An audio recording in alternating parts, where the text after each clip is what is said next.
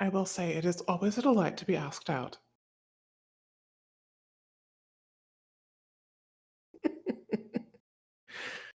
But for real, welcome everybody. I'm glad to be here again.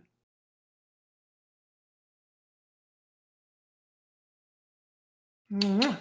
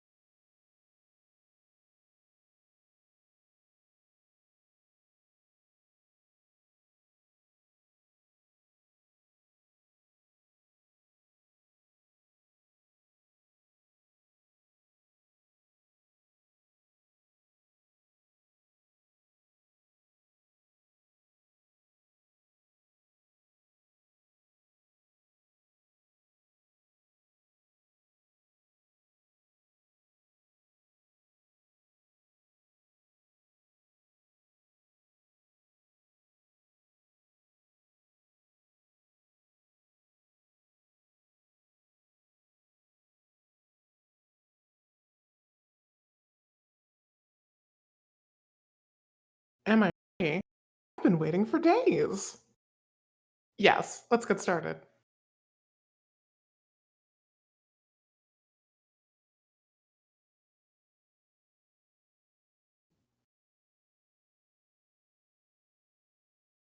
Huh. Okay. I am I'm getting some very distinct Alice in Wonderland energy from this.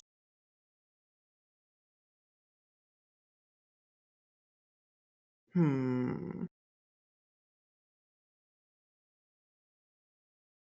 So this time I am supposed to be guessing who who this species descended from, correct? Okay. Let's see if I can remember.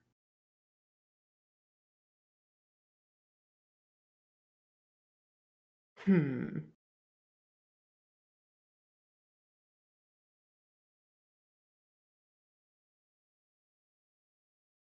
Oh, I know who it is. Or at least I think I know who it is.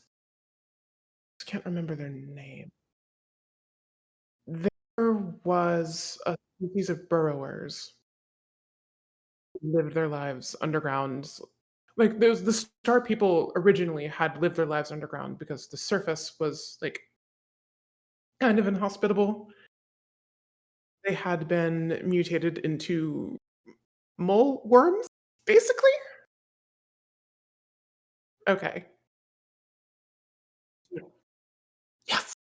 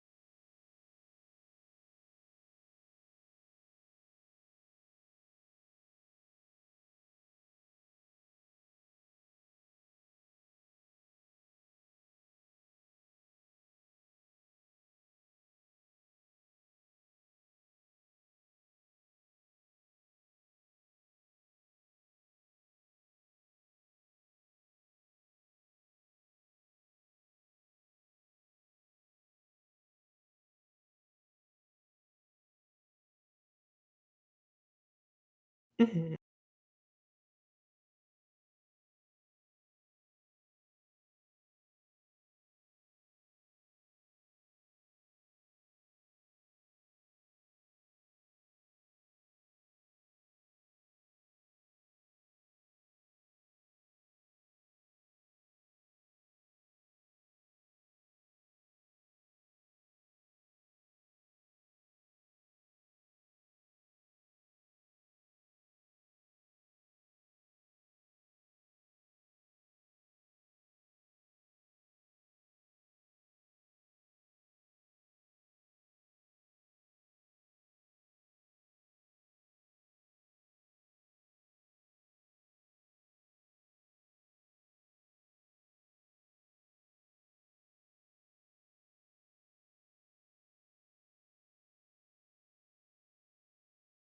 If it makes you feel any better, I also have never seen any of these before, and I feel the same way about some of them.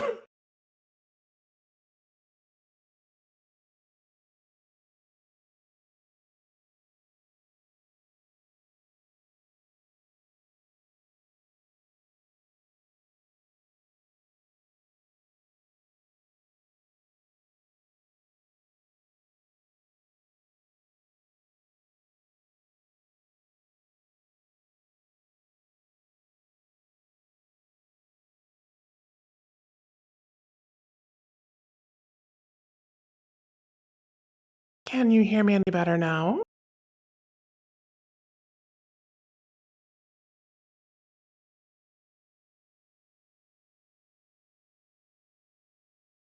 Hmm.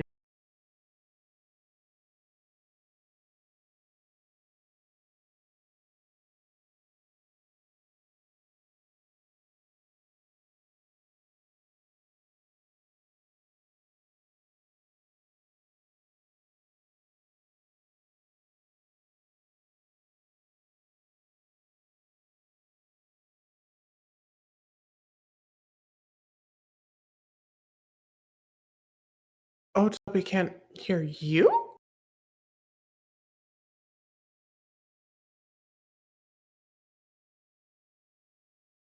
UK.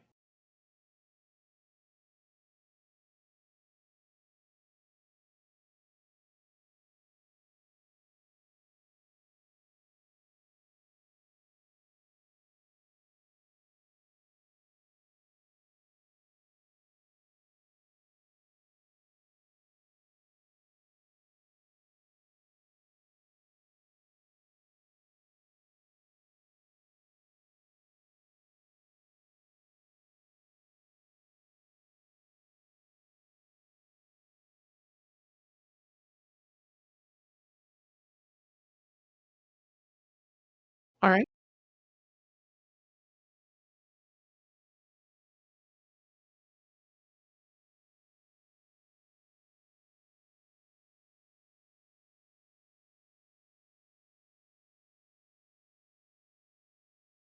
Okay. I can do that.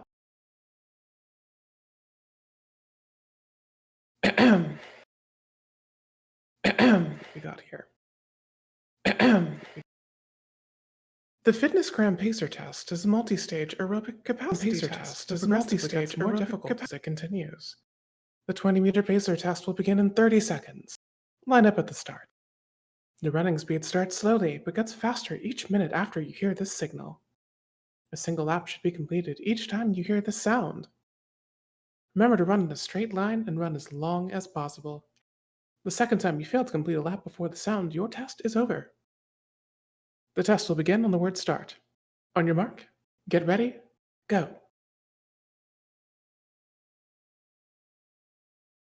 A little bit.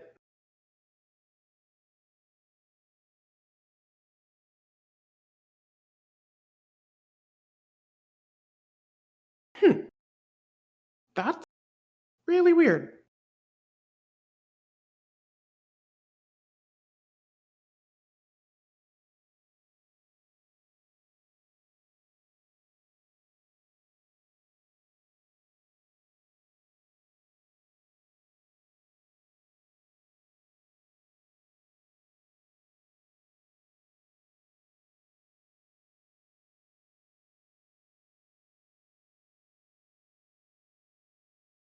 Thankfully, yes.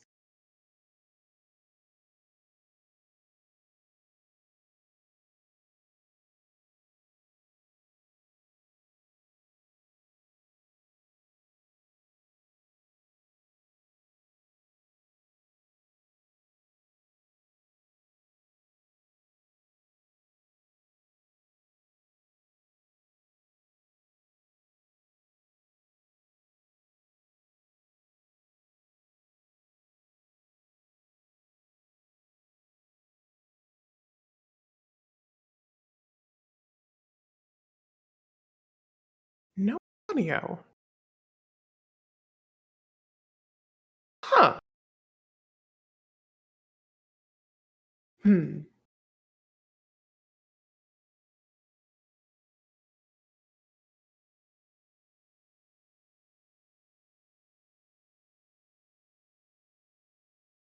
Oh, that's even weirder.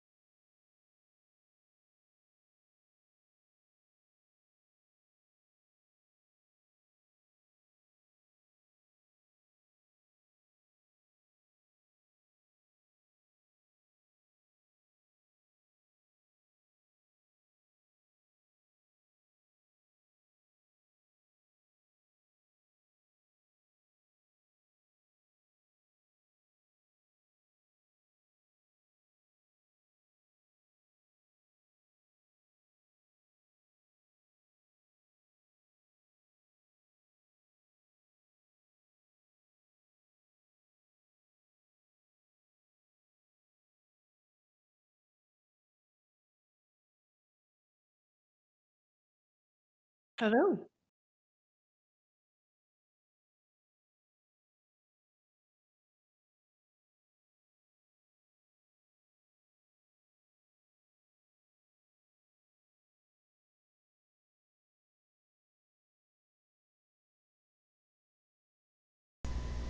Hello? I think Hello? I think this should work. Okay. Oh boy. That was weird. Um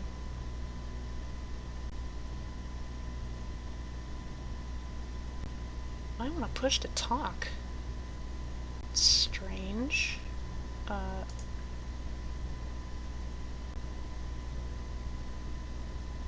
Hang on. How about this? Is this any better? Possibly?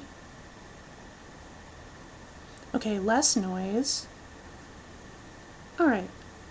We can work with this. We can work with this. Alright, oof. So many technical difficulties. Alright, so as I was saying, just to catch up all my lily pals, this is a snake person, descended from the worms. They came from trees. They dwell in very tight, tube-like sort of interconnections between all their different homes and workplaces and such, like in a very tight, compact, sort of semi-agoraphobic manner. Just because that's what they're best suited to navigate through. Okay. I guess all that's really left to say is the book does kind of try to spell out that, regardless of how alien they might look to us and our humanoid forms, there's very much still traits that are common between us. Like, here we see a Snurson enjoying a book and smoking on a hookah. So... Okay, I thought that might have been what that was. I thought it also might be a musical instrument of some kind. Mm-hmm. And also very similar to snakes, to an extent they do enjoy music, but because of their underdeveloped ears, they really just accept it mainly through the distribution of vibrations. Usually very low frequency, heavy bass and stuff. And I really like that. Yeah, and they have coil-shaped brains. Really, really interesting. Mm-hmm. So overall, fans of the book, they're baseline junkies, yeah. Dubstep snakes, yeah, they probably unironically would love dubstep. I guess, all that's really left to say is, a lot of fans really gravitate to the fact that, despite the fact, they do have their own histories of, war and, maybe, poverty or such, and such concepts that are very familiar to us, nevertheless, their casual lives are very similar to our own, and as such, the fans really gravitate around the fact, just snake people are overall just really chill. And, they like real dubstep, the original atmospheric dubby stuff with the big sub bass from inner city Britain, not the mid-rangey NRGR energy. This fucking wow Skrillex stuff. Hey, Sister Rose? Thank you for that. Those are the Sneeple. Alright. Like the Sneeple. Yeah, they're quite popular. Up next... Whoops. Uh-oh. What's up? I accidentally double-clicked.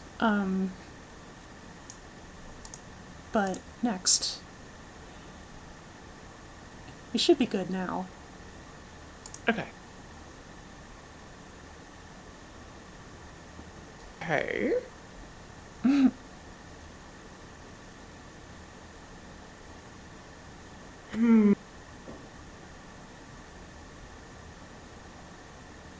Who's that ancestor? Who could it be? This animal who I did see. Can you help me guess this mystery?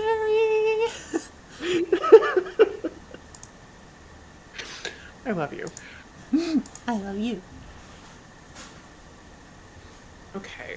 I'm trying to think about. I don't know. Like I'm pretty sure I know. Like there was a bipedal species that had like leopard spots a and a dew claw, I think. I can't remember their names for the life of me, but I do remember them. It's quite a generic name, so it's not totally surprising. Wait, wait. These are the predators. Yes. Yes. And so, descendants of the predators, we have the killer folk. Okay. They upgraded. I'll be channel surfing just to warn y'all. Okay, have fun. Thank you for joining us. Yeah, yeah. Okay, so the killer folk, naturally, they are natural carnivores. We might just have some other folks to support tonight. Ah, I gotcha. Killer folk, natural carnivores, and so when they grew like more intelligent and like culminated in societies, like there was very much like a cultural need to like revolve around hunting and conflict. So what ended up happening in the world of the killer folk is that essentially like there's just this sprawling series of histories between groups and civilizations that just have many, many war relics. You know, old artifacts of their battles, their conflicts, and the book the book describes it as like an archaeologist's dream come true. Like it's just so much to uncover, so much history to discover. Although ultimately, you know, there were sects of killer folk that more than anything decided like it would be beneficial to like industrialize, and so like the need to hunt and such started to decrease. Although obviously there were factions of like more conservative minded folk that, you know, wanted to keep to tradition and hunt down all of their stock. Which, by the way, like the prey, I might have said this last time, but the prey never evolved to intelligence, so they're still no better than cattle. Okay, I see. And so, like, nevertheless, through a series of disagreements, arguments, the whole industrial revolution, so to speak, sort of brought the killer folk together. And, yeah, so honestly, I probably should have brushed up on the actual books so I had a little more to say about them, but I do know at this point their saber teeth are. They're kind of, in a sense, vestigial. Like, they don't actually have much function aside from mainly just like displays of attraction. So, you have bigger teeth, like you might yoink in a suitable mate or some such. My, what big teeth you have. Indeed. Goodness. And I know in the fan base they're basically regarded as like the fan base's like own equivalent to furries. So See it. I get the appeal. yeah. Like, this might be a little silly, but this profile and with the dew claw that I thought was a pipe, just on first impression, like this particular killer made me think of a noir detective. And I mean, after industrializing to a point, who knows? Maybe they'll invent noir again. We'll see. Maybe. Although I think the more popular interpretation is they're cowboys, You know, that's fair. which like it's valid, but I know like there's also efforts to like diversify like their militaristic backgrounds. Like I know there's one fan artist that did almost like it's very reminiscent of, it was sort of like a combination between like almost like First Peoples and like Roman sort of deal. Like they depicted like some speculative like artwork that the killer folk might make, and it was like very reminiscent of like tribal tattoos, Interesting. and it was really cool. Although like they distinctly drew the killer folk depicted as being like wearing sort of like more like Roman soldier sort of garb. So like it's an interesting blend. So yeah, the killer folk. After these fuzzy, furry, conflict dudes, we got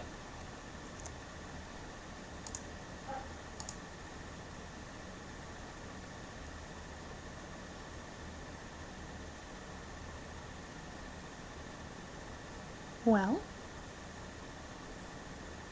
Oh. Huh. Uh,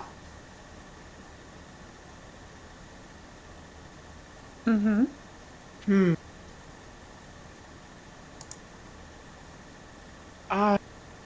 What the species was called the swimmers, I think. yes. Okay. It's like, okay, this is the whole sentient dolphin thing taken to 11, and I really do love that. It is I did. actually quite creative what C.M. Kozeman managed to do. So, obviously, these are descendants of the swimmers that you love so much. Mm-hmm. And specifically, their namesake might is pretty much going to give away their whole deal. They're known as the tool breeders. For you see, swimmers, even though they regained their intelligence, one of the most critical aspects when you look at humanity's history of like technological development, quite a key component was the discovery and utilization of fire. And the swimmers, they don't have that shit. So what did they have to do? Well, it turns out they kind of became a more sensible version of the Q, where essentially they gathered up a lot of domesticated sea creatures and used selective breeding over many generations to sort of develop them for their own needs. And they got pretty dang good at it over time. So, like, a lot of their technology is almost entirely organic. Like, I can point out some of the marvels in this picture alone. So up here is distinctly a sort of crustacean mollusk-like creature fitted atop the tool breeder's blowhole. Specifically, this tool breeder is described as a huntress. What this little dude does is essentially it takes the ocean water and distributes oxygen directly to the tool breeder's blowholes, and it allows them to respirate even while they're underwater. So Hey. they never have to breach into the surface. Back here we have some architecture, which is pretty much entirely comprised of, like, basically of mollusk shells, like shells, like, grown to ridiculous proportions. Thankfully, the ocean provides a lot of room, basically to build their homes. And these towers are sort of connected.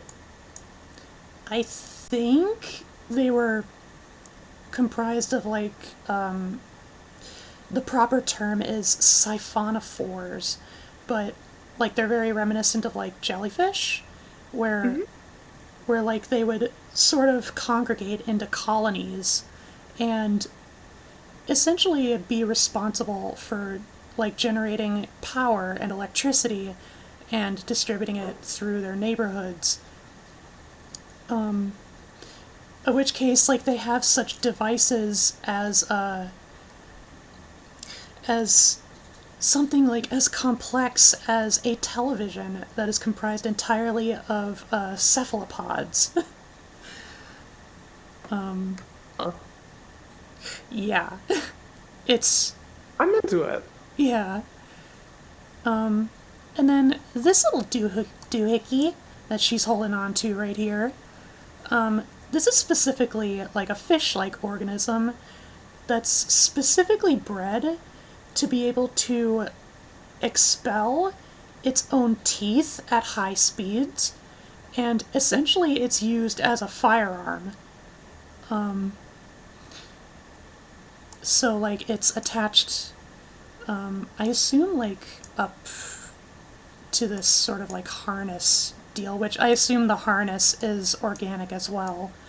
Like, yeah, these fish, like, are literally designed to shoot out their own teeth. And then this little fishy here is just essentially equivalent to a hunting dog. Specifically bred to fetch quarries, bring it back to their owners, etc., etc. So, like, they were really, they're really kind of ingenious with their, with sort of their technologic ingenuity. Yeah, tool breeders. All right. Well, I, for one, am delighted with their evolutionary path. That is a really cool way to resolve the no fire and therefore no technology issue. I like that. I gotta say, there is distinctly one detail that really bugs me about the tool breeders, though. What's that?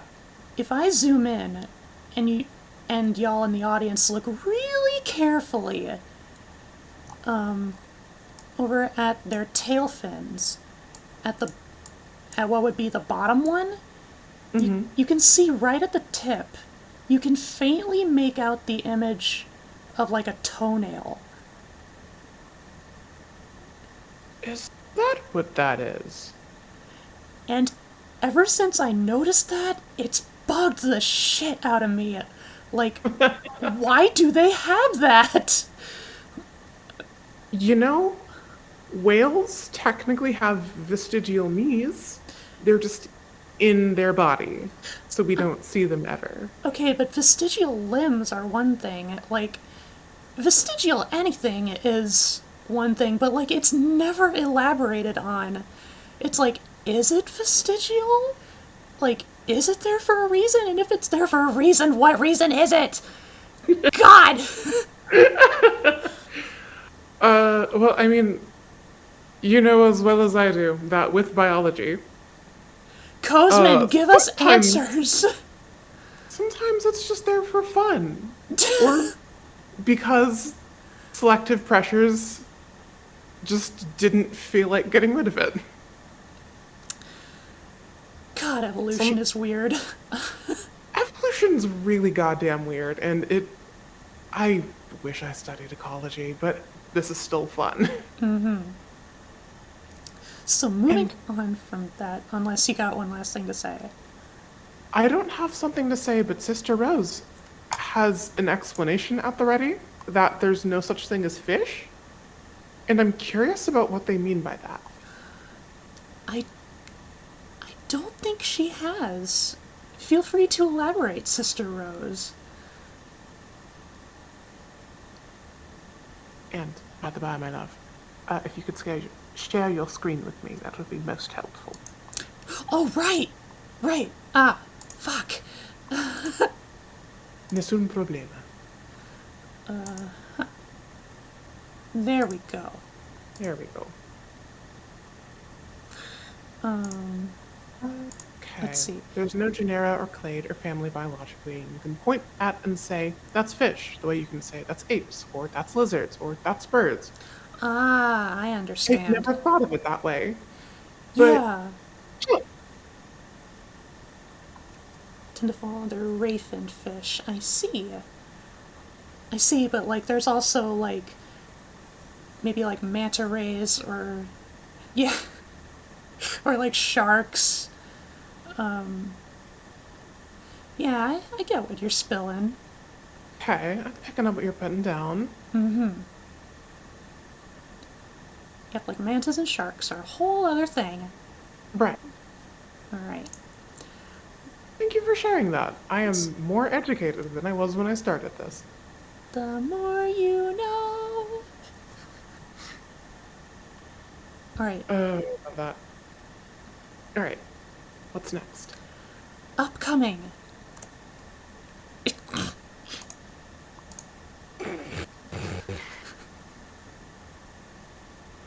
Okay. Wait a minute. The lizard herders. Precisely. Okay, well, evolution went in the precise direction I thought it might.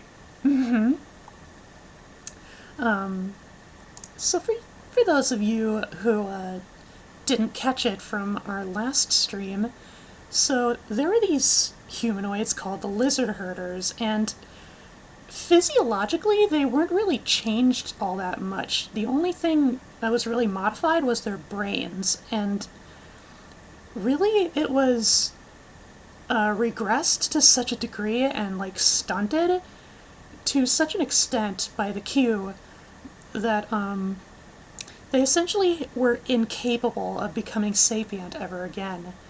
However, they developed a symbiotic relationship with these reptilian creatures, and instead it was the reptiles that took up the mantle of intelligence. And we see the end result of that in the Saurosapiens. You know, the symbiosis is still not lost on them, really. There was... also, I will say, I did mention, like, towards the end of the last stream that, like, the Q made an effort to, like, do away with, like, a lot of the former Star People's technologies. I should clarify, like, either they completely disposed of it, or like if it was completely inoperable, then they probably just left it. So like they essentially served as like leftover ruins of the Q invasions. So, you know, there's like a myriad of species that picked up like the ruin haunters, for example. Like, they distinctly picked up on sort of the histories of these ruins. And the Saurosapiens were one such race. For a time, like, they started out,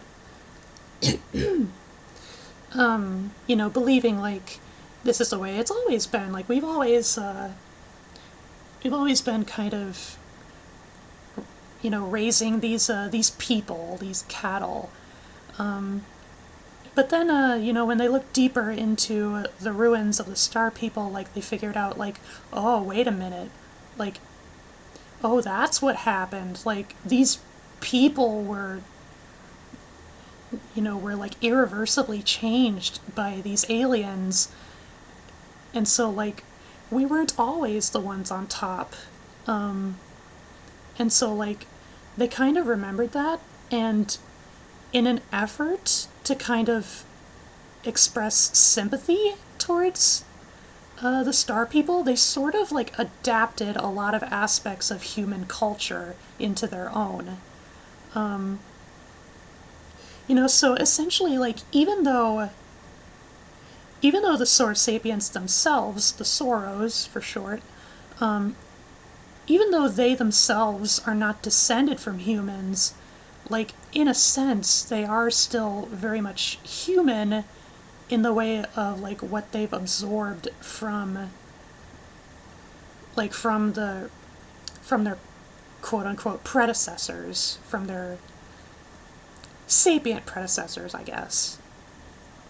Like, It, spiritual predecessors, I'll say that. yeah. It's a very interesting spin on the idea of divergent evolution. And so, like,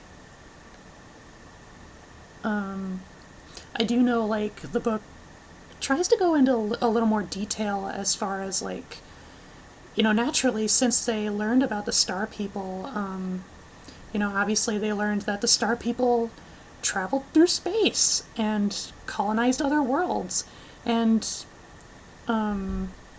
so, like, there were demographics of the Saurosapiens that were like, would it be a good idea if we tried to do the same thing? I mean, look what the Q did. Like, what if we find the Q all over again and they do that to us? But nevertheless, like, the more progressive faction was like, you know, like, we really should pursue, other worlds, really for expanding our own awareness and our own knowledge base. But, if we come across the Q again, we should be ready. We should, like, have arms and such, just in case, you know. But, like, there was no need, like, there was, essentially no sense or point in trying to, like, hide away, constantly scared of, like, what the Q could do. And that's the Saurosapiens. I really like that. I I like the spin on the formula that it provides, and I also just really love the idea of sentient lizards. So excellent. So far, so far, I love basically all of these a lot more than their predecessors, and that's saying something. Yeah. Which I don't want to spoil too much, but that might just be, like, a sort of reoccurring trend. Speaking of which, I know I checked beforehand. This next one is one of the ones I'm very passionate about. And, it's probably going to hit you like a brick. Oh, I hope that wasn't meant to be a joke. Wait a minute. Uh,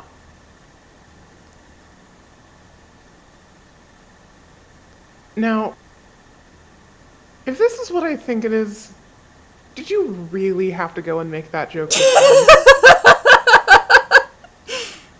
That's upsetting. I love you. I love you so much. That was rude. You married me! Yeah, I did. And I'm always up for an adventure, but this? I don't know if I would describe this as adventure. Well, at least they have mouth and can scream now. These are the colonials, or they were. What are they now? These former colonials are now known as the modular people. And their history is quite who. So, the colonials, over time, just left alone to their own devices, they started to deviate from their quilt-like sort of arrangements, and they sort of started to develop their own, like, for lack of a better term, like individualized colonies. And many of these colonies were comprised of, naturally, like a lot of these sort of like various cells of colonials, and they all took various forms and shapes. Each cell, over time, grew more adept at performing specific tasks. Like you have some cells that, are used in digestion, others used for perception, others for tactile manipulation, others for locomotion, etc., etc. And it turns out like these colonies sort of had a rough history with each other. There was actually quite a lot of infighting as far as like what these colonies, like how they should work, and precisely what the collective purpose should be. And so like there was still plenty of existential frustration pent up over millions of years. And so ultimately, the one type of colony that won out was the modular people, the modular folk, where essentially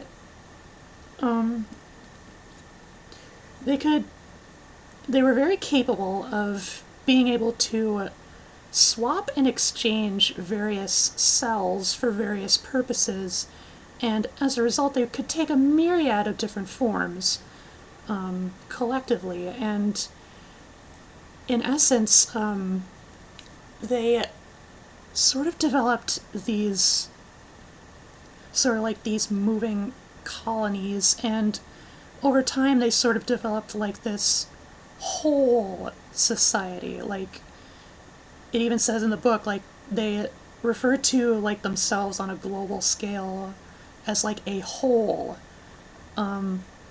where like every society is comprised of smaller like colonial organisms, sort of, in a sense like multicellular organisms. And so, the whole deal with the modular people is that, given that every cell has evolved and adapted to very specific tasks, they very much took a book from what I mentioned before. Like, they're very similar to, in the Earth's oceans, there are Siphonophores, which are literally just living colonies comprised of smaller organisms known as zooids. And the most popular, the most well-known instance of a siphonophore is the Portuguese man-o'-war. So, that's kind of the reference point. And, it's sort of beautiful because the way these modular societies work themselves out is literally that, in every single instance of a colony, like every colony requires something in order to function. Usually it's something very specific. And their capacity to exchange and swap out different cells, means that those functions can go pretty much unimpeded. And it specifically means that their culture is revolved around the fact that every cell, every individual cell, which was a human in its own sense, every single one is important. Every single one has a purpose. No cell is inherently better or worse than another. They're just different. And they easily were able to work off of that. And so, like, their society is very, very compassionate of one another. And, like, so, like, in this picture, we have, like, a more mobile sort of like a more work adept sort of mobile unit or colony going up to sort of this other unit, this other colony that deals mainly in like digestion and the distribution of nutrition, which can be exchanged to other colonies as well. And then this little cell specifically specializes in like ulcer treatments. And so like things like just overall like their roles in society, like every single cell matters, every colony matters. And again, like it was sort of like this semi-egalitarian sort of society. Like if we really pulled the curtain away, like essentially they were communists. They were all communists. And like every single cell had a function that, the collective society needed to some extent. It was fully recognized, and so like there was no need for like class disputes, and like it was just a foreign concept to them. And as a result, like modular people society ultimately became sort of like this utopia, which when you consider where they started as the colonials, It's genuinely buck wild how far they came. they were literally thrown into the furthest reaches of a living hell. And all together, in unison, they climbed their way back out. Now, see, what you've done here is a crime because you took my least favorite and turned them to my absolute favorite. Exactly. I. Ugh. I'm proud of the modular people. 100%. 100%. We're not done with this. We're not. We're really not. Oh, goodness grievance. Alright. So the modular people, the beautiful beings that they are. Next.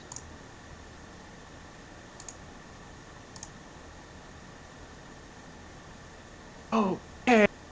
That's cool as hell. I remember this is one of the more generically named ones. These were just the flyers, right? Yes. Okay. Alright, That is fucking gorgeous. yeah. So, the flyers, over time, like, as I explained, their bodily systems allowed, like, their circulatory systems, and specifically, was so efficient that it granted them the capacity to, fly, as well as retain their intelligence to some extent. And, the matter of their intelligence just expanding, it just kind of grew to be a given. It was bound to happen. And so the flyers evolved into the Terra Sapiens, which it might be kind of hard to see, but if I zoom in on, like, the head, you can kind of make out, like, they do distinctly have beaks. It's just, I know when I first saw them, it was a really weird angle. So, like, I thought, like, their faces were just vertically elongated. And, like, they had sort of like a frog mouth kind of deal going there. But no, they're beaks. Okay. See, I see. So, the Terra Sapiens, this is the other race that I'm particularly passionate about. Like, even when I browse the All Tomorrow's subreddit, like, my custom assigned flare, as they're called, is a Terra Sapien. You see, the Terra Sapiens, being capable of flight and sapient thought and complex emotions and self-awareness and whatnot, it basically meant that given that they had the capacity to fly virtually everywhere, anywhere that they wanted, the concept of things like nations and borders never occurred to them. Like, they had a very globalist mindset. What's the point of borders if you really can just fly anywhere you want? And so, like, it wasn't homogenous by any means, but, like, there was sort of like this globalist hodgepodge of sort of like various Terra Sapien cultures kind of coming together and coalescing sort of into this singular body. And, like, again, there was sort of like this egalitarian deal they had going on. But ultimately, probably probably the most glaring aspect about them and their society is that they were really hard workers, and they did everything, like hobbies, relationships, work, events. They did everything with an energetic fervor, just pure zeal. And the reason for that, you might inherently think it's because, like, it's sort of a byproduct of the fact that their turbine-like star-shaped hearts and circulatory systems just were so efficient, like, they could use up so much energy. And that's half right.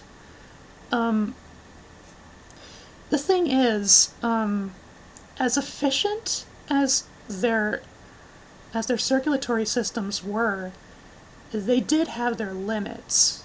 And as the Terra Sapiens evolved to grow more and more intelligent, the demands on the body just grew greater and greater. Because, like, if you don't know, like, having brains as powerful as even, like, a human brain is extremely demanding. Like, there's a reason we have to take in as many calories as we do every day. It's because our brains are so hungry for energy, and it requires, so much energy in order to function. That compounded with the ability to fly, truth is, like, in Terra Sapien society, kind of as rampant a deal as, like, cancer is in our society, Terra Sapiens commonly had to deal with heart disease. And this heart disease, as well as, like, the coalescence of just bodily demands, vastly diminished their lifespan to a whopping 23 years. Shit. Yeah, both you and I are older Ooh. than any Terra Sapien could ever live to be. That does not thrill me because I relate very much to the Terra Sapiens. Yeah, like, and so, like, the very reason they had to do everything with so much energy is because they understood perfectly that they had so little time to do anything. like, they couldn't squander a single moment. And, like, you could make the argument that, like, you know, working themselves so hard is only compounding the issue, but nevertheless, like, that's just their culture. And so, like, they were most likely by far, out of all the descendants, probably the shortest lived, individually, but, like, they still were able to accomplish very impressive feats, like, you know, they did once again harness, like, you know, like, utilizing nuclear power, among many other things, and, like, they filled, like, a single Terrasapien could fill, like, rows and rows of bookshelves with tomes and diaries and stories, just all on their own. Just, they kept going. They would just go and go and go up until their very last moments. And this picture, specifically, is of a Terrasapien woman, and she is living, or like she's posing at a seaside resort on a vacation. And, you know, specifically, like, it was for some kind of holiday in their society, which lasted for up to 10 days. Mm-hmm. And it would be the only holiday that she would ever experience in her entire life. And so, like, you know, like, I think about that, and, like, sometimes it makes me, like, tear up, and, like,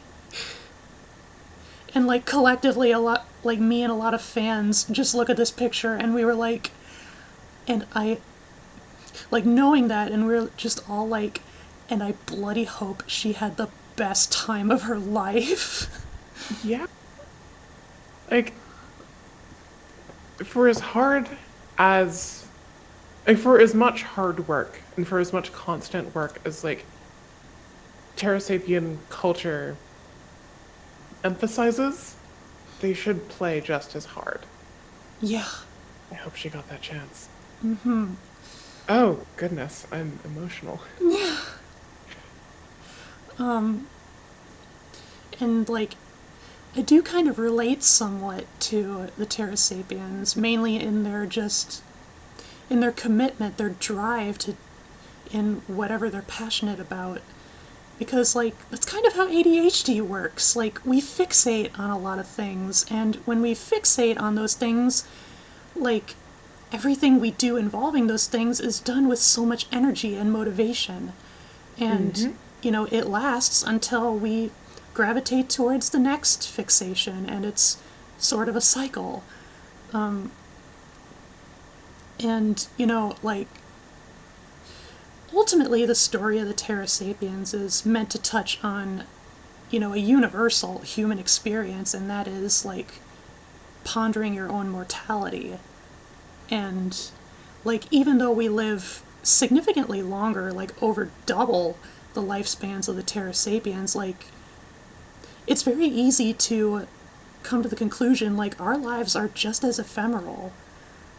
Like, especially when it comes to these grand evolutionary stories and histories that take millions of years that none of us will ever live long enough to see for ourselves. Like, even 100 years, like, even 100 is just like... The fingers. Huh? It's a snap of the fingers in the grand scheme of things. Uh-huh. Like, it's just a blip. And, you know, to the universe itself, like, it's even more insignificant than that. But, like, that just means we have to bring as much meaning into our ephemeral lives as we possibly can, because we never know when we're going to lose it. I love that a lot. And I hope you know just how much meaning you bring to my ephemeral life. And yours too. I love you so much. You too. Oh, the Terrasapiens have me choked up now. I know. I was actually anticipating on tearing up when I got to them, but I managed to hold out. Oh, well busted. Hugs. Hugs for everyone. Oh, okay. Who Alright, comes next? next. Oh. Okay, wait. I know this one. Holy shit, that's terrifying, but I know this one. Woof. These are the lopsiders. Yes, indeedy. There is just so much to unpack here. The mood whiplash. Mm-hmm.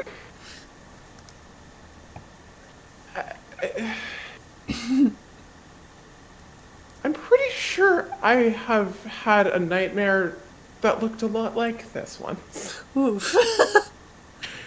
Yeah! I, frankly, I am a far bigger fan of where they evolved from, but I'm curious about what has come of it now that they seem to have, what's the word? Overcome the challenges of the gravity they grew up in? Sure. Indeed. So yes, correct. It's the lopsiders. And distinctly, these are more or less direct descendants. Like even more so than like the previous ones, because in essence, the lopsiders were really keen on getting back into space and, yeah, overcoming the heavy gravity of their home world. So what they did is they essentially tinkered a little bit with their genes over time, and it gave rise to the asymmetric people. Like it's exactly as it says on the tin. And they were distinctly engineered to be able to thrive on worlds with less gravity than the ones they were born from. And it seems like for the most part, this was successful. However, there was one little thing that kind of came about in this development, and it's we don't know. The book doesn't really clarify exactly like why this happened, but it turns out the asymmetric folk didn't have much love for their creators and promptly wiped them out. Oh my goodness. So it seems like there's really two ways to take it. Either like the lopsiders were completely innocent and like it was the asymmetric folk that kind of turned into genocidal monsters, or like it's very easily assumed like the alternative is like there's some kind of history that these two have and it's not a very happy one. Mainly like along the lines of like it's very likely that the asymmetric folk were like subjugated, like, or like even worse, probably like put as slaves in lopsider society. Again, the book doesn't clarify this. This is purely speculation, but like clearly like there had to be a reason why the lopsider genocide happened. Happened the way it did. But nevertheless, being able to move on from their creators, they did indeed were like unlock the potential of space travel and kind of build their own society from from the foundation of their heavy gravity ancestors. And so something a little interesting to note is that their clothes were distinctly made sort of like a mishmashing pile of fabrics that sort of like vaguely resembled a sock. that sort of fitted over their entire bodies. Okay. And then this picture just, in a specific instance, it's just a male posing nude for the photo's sake. Which, when you try to think about like their relation to humanity, like that's a very human thing to do. It's like pin-up photography. Yeah. Yeah, that's really all I have on the asymmetric folks. Onesies and pin-up. Every one of these is going to surprise me in a way I would have never guessed. I'm grateful. This is fun. Uh-huh. Okay.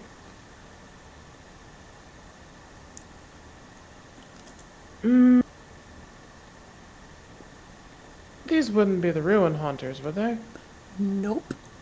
Dang it. Wait a minute.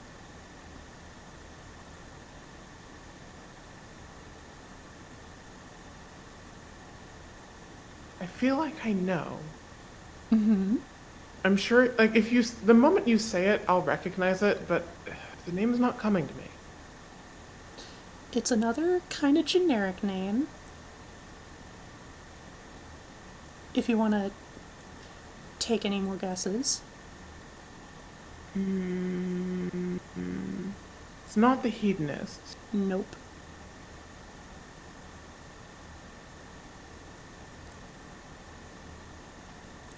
I give up. I'm stumped. So these are the descendants of the parasites.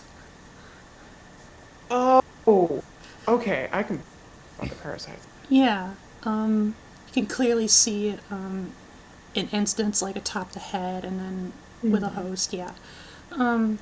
Which, like, that's what the actual, like, humanoid post-human is called. It's just a host. But the parasites eventually evolved into the symbiotes.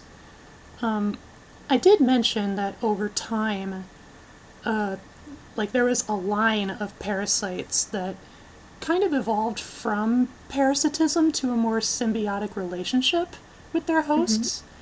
And, you know, the symbiosis grew so entangled that, you know, they kind of grew codependent on one another.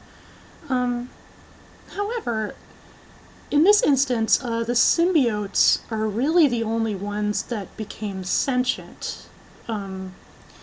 See, the thing is, you know, we know that there exist particularly like insect species that can, through one manner or another, essentially like kill and control the minds of other bugs. And that's kind of what's happening here. Like the symbiote, you know, usually like feeds on the blood vessels of like a huge flat surface on the host's heads, and over time, like, it's reasonable to assume like their skulls sort of degraded to allow for said feeding, and then in exchange, like, essentially, like, the hosts are completely dependent on the parasites for their own survival. Like, the parasites, through use of, I think it was nervous as well as like a pheromonal influence, like be able to just directly take control of the hosts, and then like the hosts on their own were essentially mindless, and it was kind of unique because the society they made, you know, when they started advancing in technology, obviously, like, they would use the hosts to build all their stuff. And then over time, as like technology and machinery got better and better, they essentially figured out how to make like cybernetic or like robotic alternatives to hosts. Okay. And so like even so, like there's still like a number of symbiotes that continue to use their organic hosts, usually like for the sake of convenience or tradition. Yeah, so like the hosts are not entirely like left to die. But what's also kind of unique is that the symbiotes have, or will often have, like a multitude of various hosts for various activities. Like, like, they might use one host to, do their tasks at their workplace and then swap over to another host for home leisure life and such. And I think, if I remember right, like they've been able to like create sort of like an equivalent of television that specifically had more to do with their sense of smell than like visuals. It was Okay. really interesting. It was actually smell-o-vision. I love that so fucking much. And so like yeah, that kind of comes with the whole like pheromonal influence and whatnot. But yeah, like if we kind of take a look at the background here, we can see some of the buildings. Like you can see like the buildings that have these little holes, like these little valves. That's specifically like the entrances for the symbiotes, and then like actual traditional doors for the hosts to rest in. It's kind of like a garage. I'm screaming. So this is where we park our meat Gundams. I cannot. Like, I'm obsessed with this. This is great. But they're meat Gundams, my love. They are, in fact, meat Gundams. I know, I know.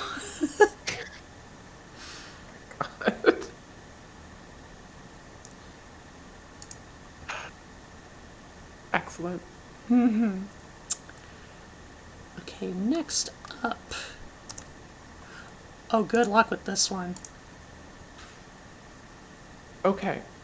Now, I do remember these, though not by name. They were modified similarly to the flyers, although the wings were too small to be particularly useful. You're thinking of So, you're thinking of the hand flappers. yes? Is that not for real?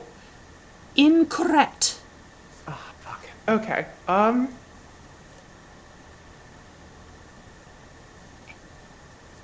to think.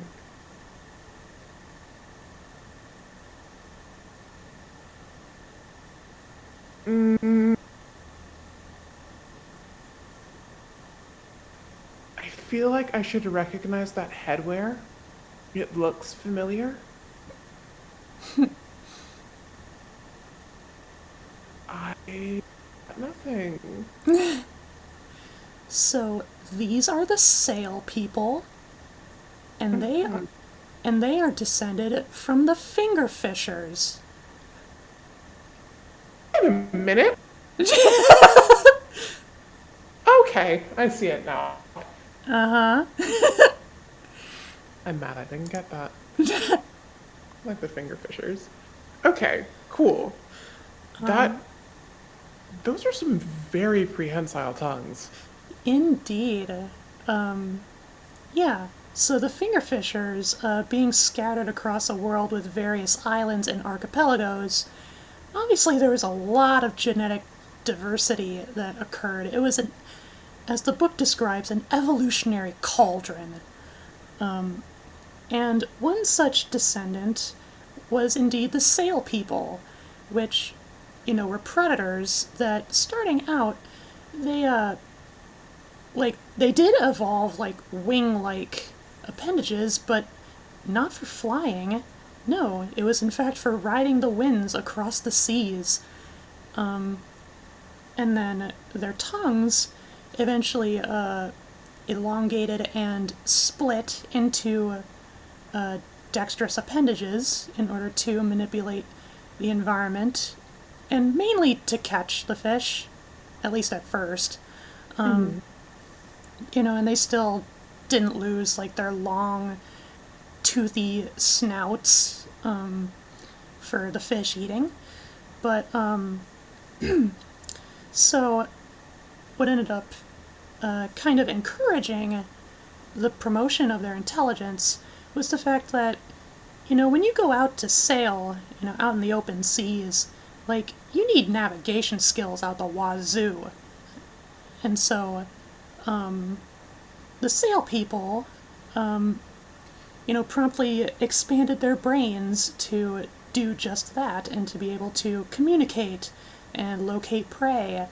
And it kind of exploded from there, and they developed a myriad of many diverse cultures appropriate to all of their home islands and islets. And so, like, as a result, the history that the Sail people kind of have with each other is incredibly bloody and violent. As it turns out, a lot of these cultures, they didn't really like each other or agree with each other on a lot of things. And so a lot of times they would go to war. So it's very similar to, like, the Killer Folk, where, like, their history is just littered with conflict after conflict. There were, like, war tribes and pirate colonies and some such, until eventually there was just this one particular nation of Sail people that kind of grew to be, like, sort of like more technologically innovative than all the others. And so, like, over time they just grew to kind of overpower and conquer all the other ones until, again, it didn't become homogenous, but, like, it all kind of unified into a peaceful order after, staining their oceans with blood. But Yeah. It wasn't pretty, but nevertheless, they are now united, and here we can see just a small hunting party of two sail folk. One is holding a spear, like a device with their tongues. Yeah, that's the sail people. hey, okay, I dig it. Yeah, even if there's kind of, like, uglier aspects of like humanity being expressed in the sail people, it is humanity. That it is. Competitive, driven, and aggressive. Sometimes that manifests itself in rather extreme ways, like staining the oceans red. But they got there eventually. Tech. Next up, we've got. Aha. Okay, what do we have here? My oh fucking my. Well, I mean, this appears to be a concert of some kind. Mm-hmm. Which by itself has me absolutely stoked. Yeah. God, I just want to stare at this photo now. But that's not why I'm here.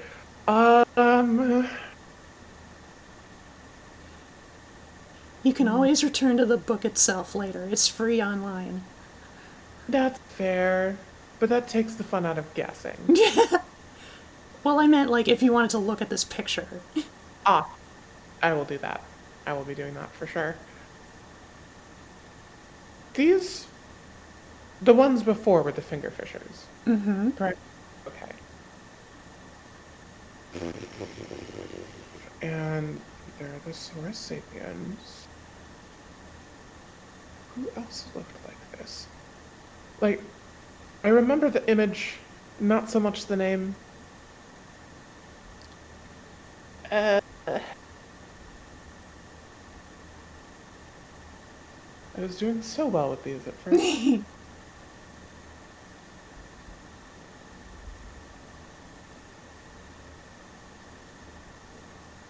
It wasn't. No, no, no. My brain jumped to the ones that were kind of like ogres, but not. But not.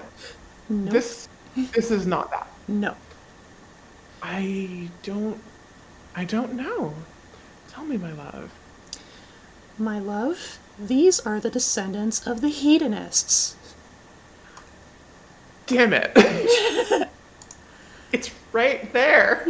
Uh-huh. It's so obvious. So, I'm ashamed. pat.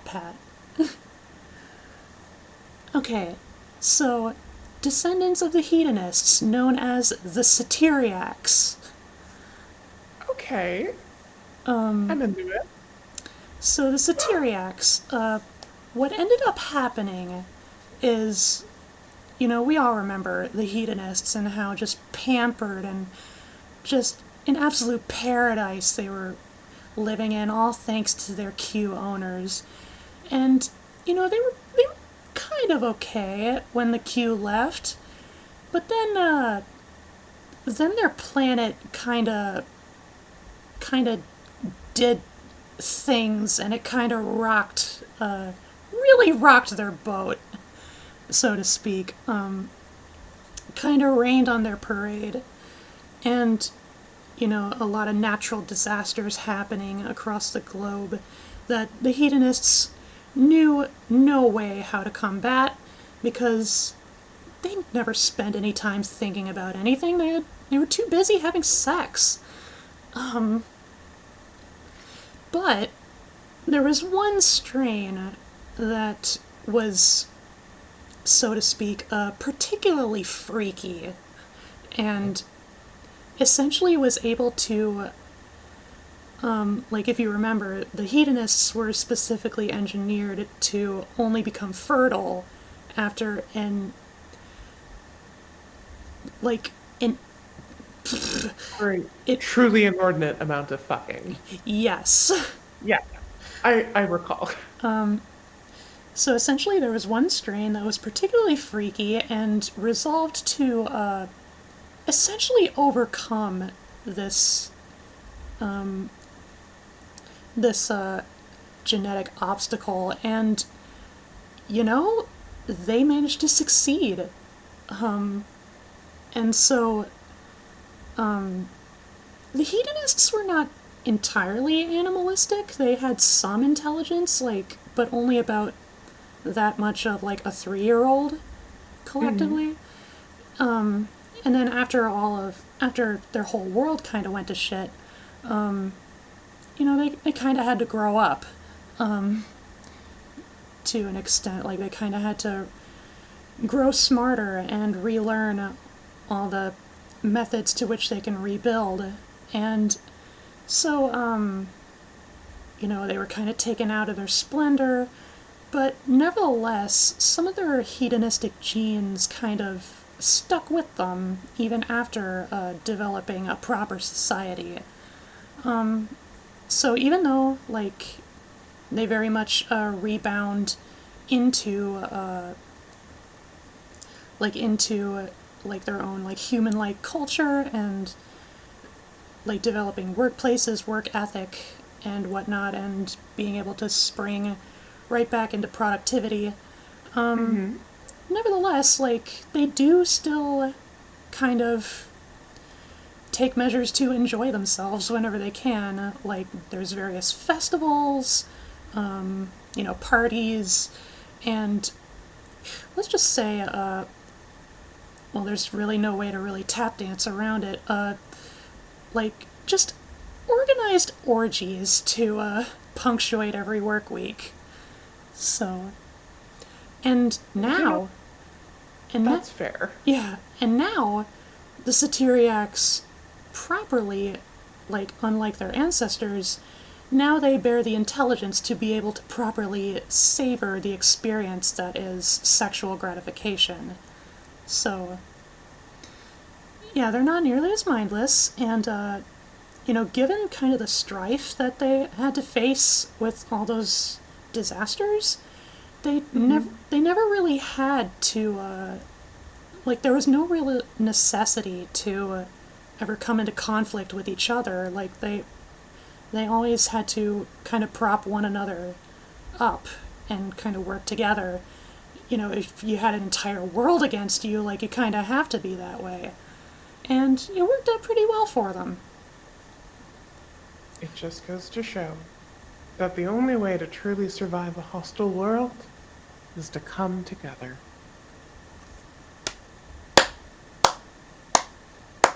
Okay, that's a good stream, everybody.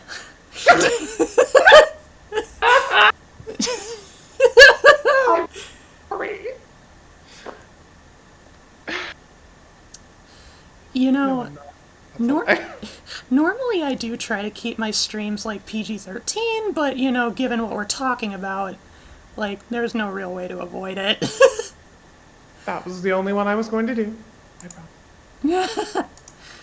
My bad. Yeah, Satyriacs, work hard, party hard. Oh, behold. Oh, I'm beholding. The question is what?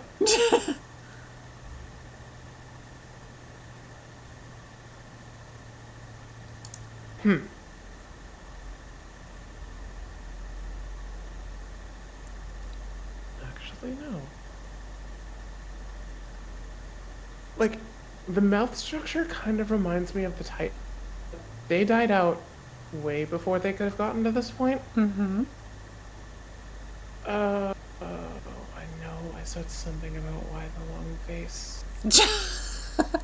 Probably like 6 times last stream. But we also did go through quite a few of them, so I'm trying to recall now.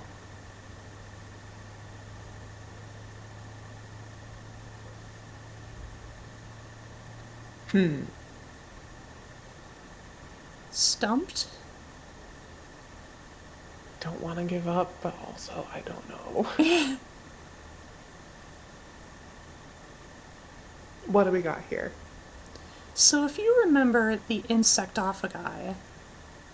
Yeah. I do. I don't blame you for not being able to guess them. They were very unremarkable on their own.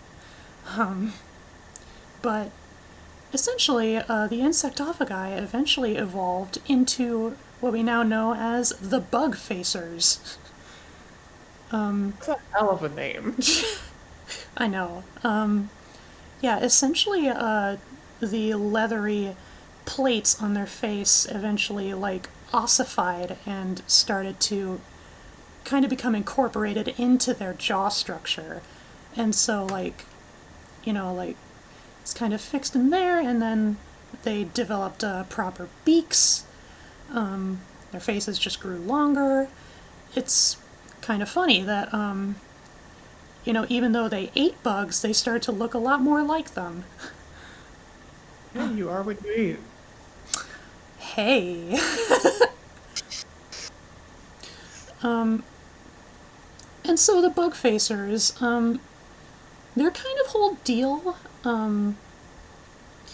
at least starting out, was kind of similar to their ancestors. It was kind of unremarkable. But one critical moment that makes them stand out, at least in regards to their history, is the fact that, unlike all the ones we've previously mentioned, so it turns out the bug facers happen to encounter alien invaders. And so these particular alien invaders are like exactly what they did, what they looked like, what they were all about, has been lost to time because, their invasion efforts were quite thorough in wiping out any historical records of their conflicts. However, the good news is that the Bugfacers did manage to survive, and the invaders ultimately fucked off somewhere, but their planet is still littered with remnants of the invasion. For example, this little tree in the background is actually an animal-like organism, kind of resembling a jellyfish, and it was brought over by the invaders. And yeah, they were just kind of left there, scattered around the world. And so, what this did to Bugfacer society is essentially it kind of traumatized them, just for being such a horrific kind of conflict. Like, there's starting out, there was very little they could do. They were hardly expecting it.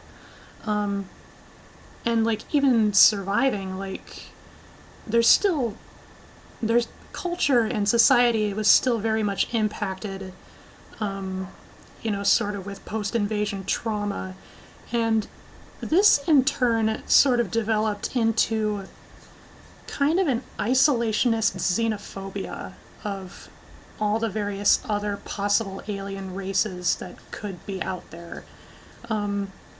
It's not that they were necessarily aggressive, it's just they were terrified to meet with any other strangers, Very. like, Could you look them? yeah. And so,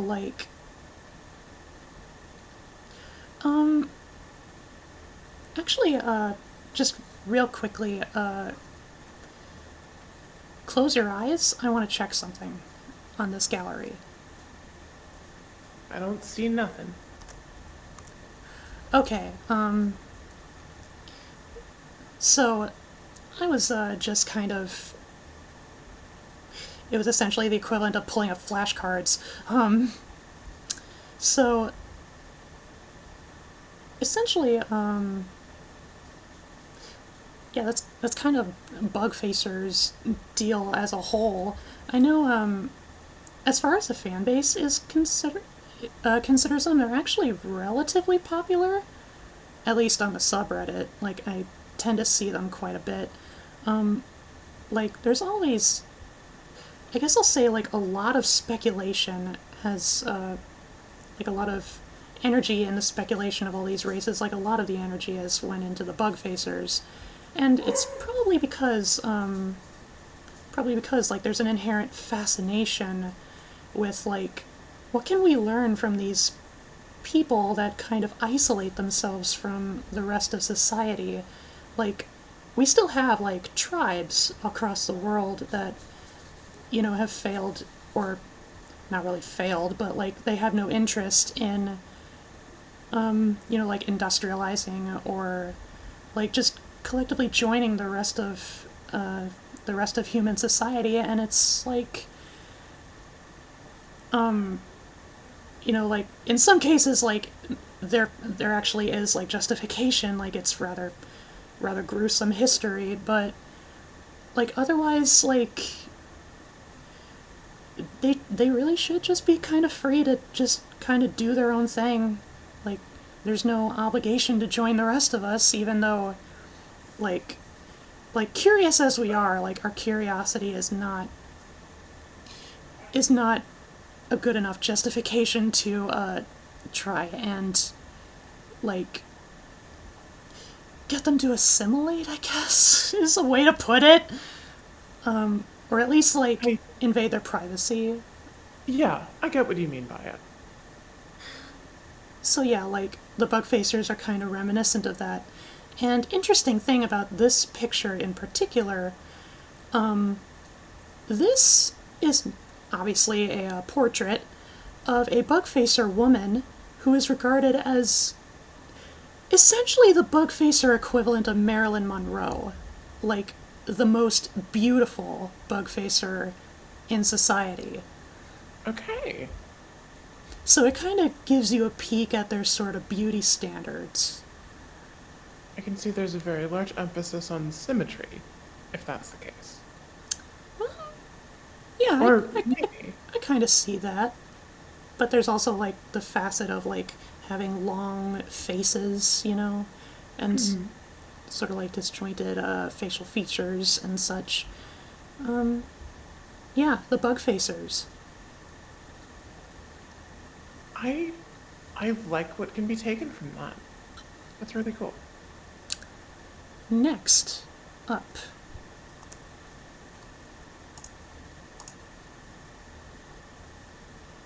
Okay.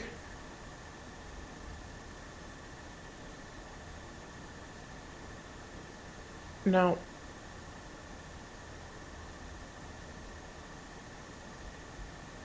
this rings a little bit reminiscent of our.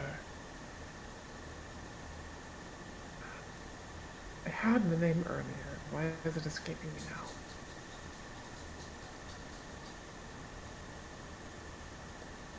They're the ones that weren't the fingerfishers. They had like very, very long appendages. Do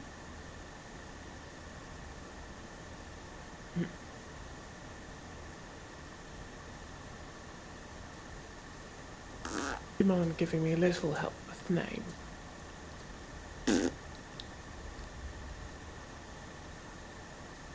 you give up. That or I'll take a hint. Either or.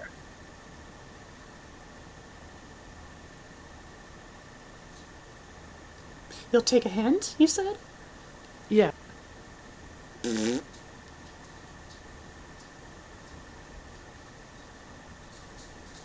Oh! Oh! The spacers! Yes! Took me a second, but I got there. Okay, so descendant of the spacers here is what are known as the Asteromorphs. And of course, it comes from the fact that they live in hollowed out asteroids. Basically, there's actually a surprising lack of things to remark as far as the Asteromorphs right now. But I will say that over time, over the course of millions of years, spacer society developed. Their digestive systems grew even more tuned for the tooting through space, through their zero-G environment. Their fingers, their limbs in particular, like their arms, they grew even more spindly, and their fingers, even if you look carefully, like they kind of split off at a point, like right at the ends there. Like, they're kind of reminiscent of like lobster feet, like lobster Yeah. legs. And so, like, traversing through, their inner asteroid surfaces are arguably even better. They can toot at even greater velocities. And, of course, with no strain of gravity, their brains were free to expand even larger and grow even more intelligent. And so, naturally, the Asteromorphs technologically and socially grew even more advanced, like far more advanced than we could probably comprehend at a certain degree. They they sort of became kind of like the silent kings of the galaxy, at least in regards to the post-humans. However, the thing is, the Asteromorphs, so, given that they are so influenced by their zero gravity environment, they have virtually no interest in ever returning to the planets, to ever, like, any planet whatsoever, like, ever return to a place of any gravity. And so they're content to really observe a lot of the a lot of the various planets across the galaxy, you know, kind of like on the outer reaches, like just out of view. So they're just kind of like silent watchers, and they're just kind of patiently eyeing, you know, all of their post-human cousins, so to speak. Just kind of free to just sit there and keep watching, keep observing, without ever directly interfering. And so it was very rare for any of the other post-human civilizations to ever encounter like technology or like any signals whatsoever of Asteromorph. I don't want to say occupation, but like under their gaze. Servation, I think, captures Surveillance, it all. yeah. So yeah, like right now, there's not a whole lot to the Asteromorphs. I think I distinctly, actually, I know that for certain, before I continue, I need to mention that by the point that, like, the Asteromorphs started to become, like, noticeable is the fact, like, all the other previously mentioned post-human societies, you know, once they took to space, they all gradually started to be able to contact each other. The very first contact was, in fact, between the killer folk and the Satyriacs. And then after that were like the tool breeders, and then the modular people, and then the Terra Sapiens, and the Sora Sapiens, and so on and so forth, until eventually they all kind of formed this second galactic empire across the stars. And the book distinctly clarifies like all of these colonies were so spread out, like there's no possible way that like any of these post-human civilizations could ever directly meet with each other.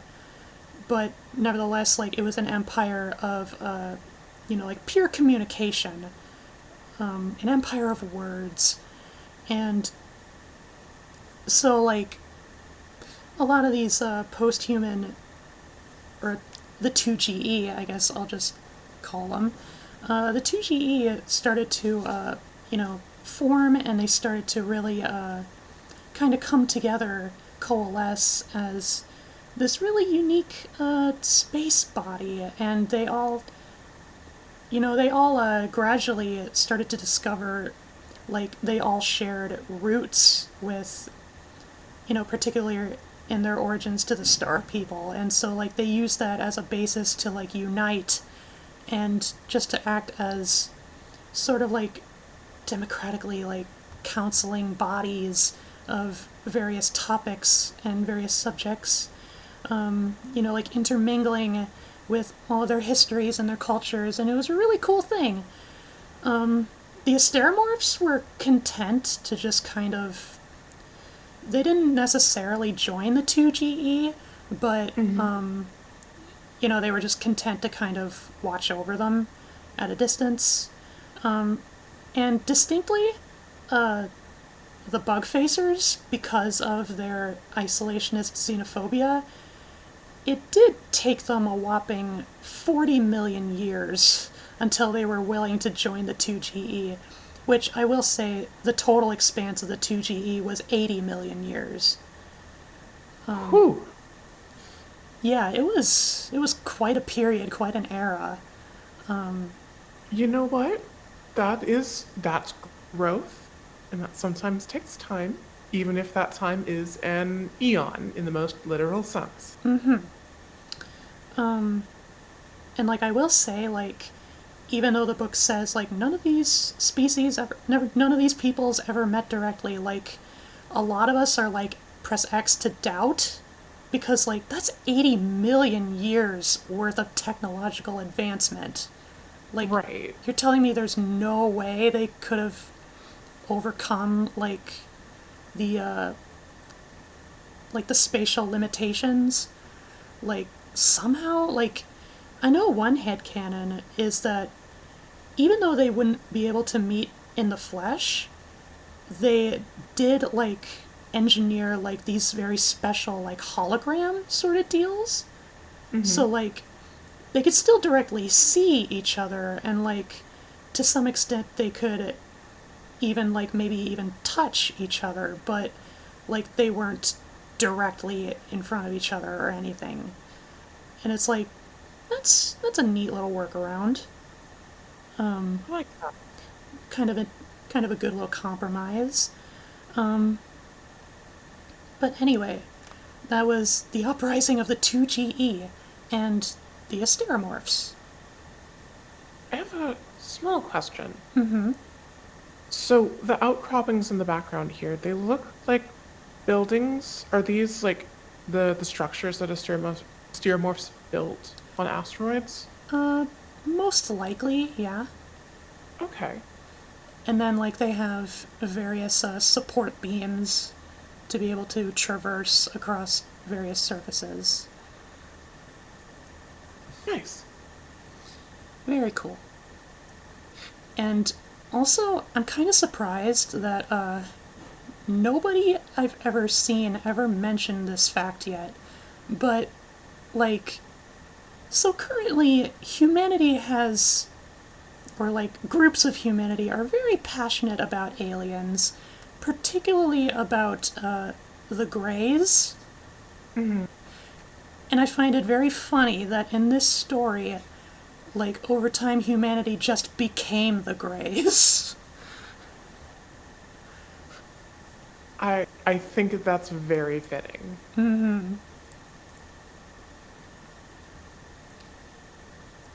Gotta love a grand cosmic punchline.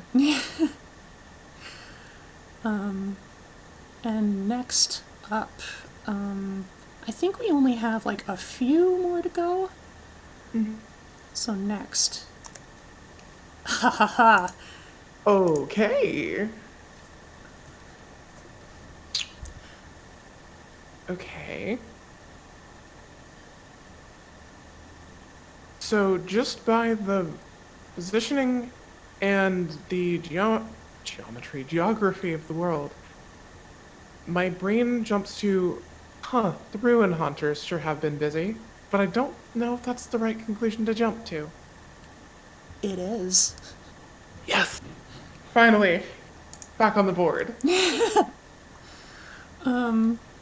So what you see here is the result of the Ruin Haunters essentially getting back into that technological stride.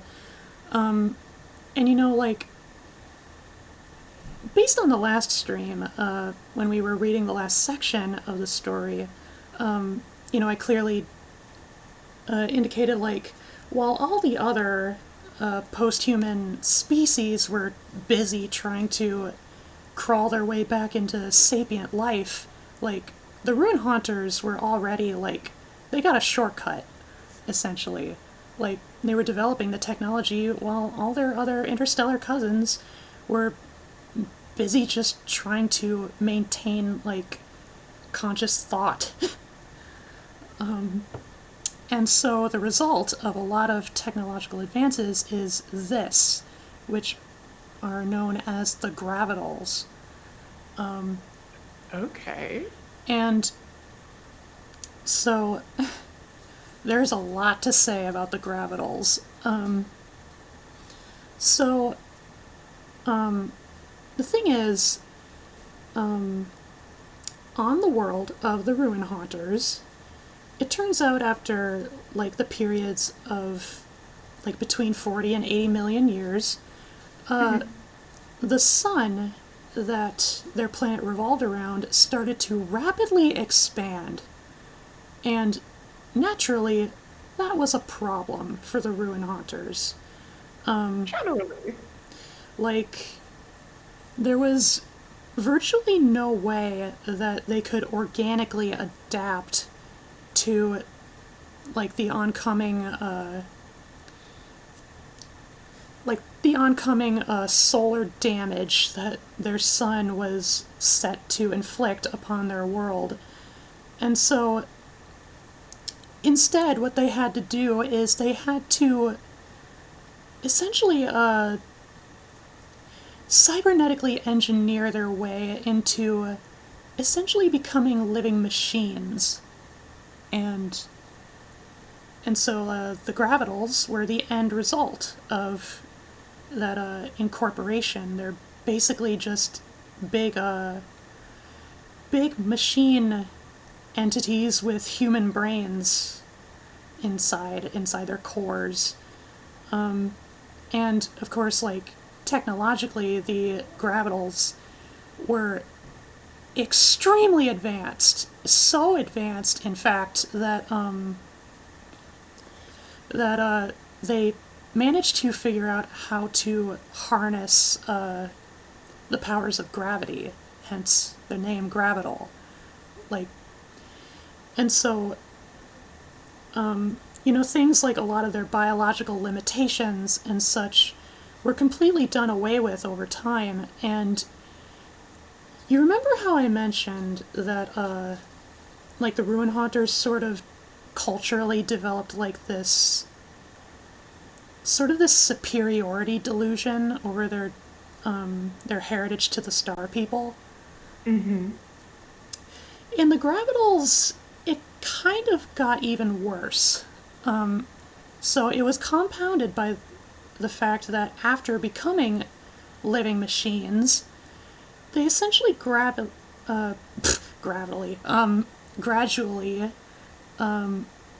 came under the impression that just being living machines, sapient machines, was just better. It was better than the alternative, like being organic life. And so, like, they inherently sort of developed another complex, like, that was, technology, machines, superior. And so they took this compounded delusion with them to the stars, and then they themselves started to colonize one by one their own worlds. And The Boy Collective. and the very, very tragic thing is, when the 2GE was forming, or like when it was fully formed, like, there was very much a like, they did eventually discover the Ruin Haunters, but, like, the Ruin Haunters declined the invitation to join their empire. And then, because, like, they all shared the same roots, like, the 2GE resolved to keep their eyes constantly watching, like, the outside, ever watchful of empires like the Q, and, like, whenever eventually they would return. Or like any other alien empire that would wish to do them harm. Unfortunately, they failed to look inside their own boundaries. The insurrection is coming from inside the collective. And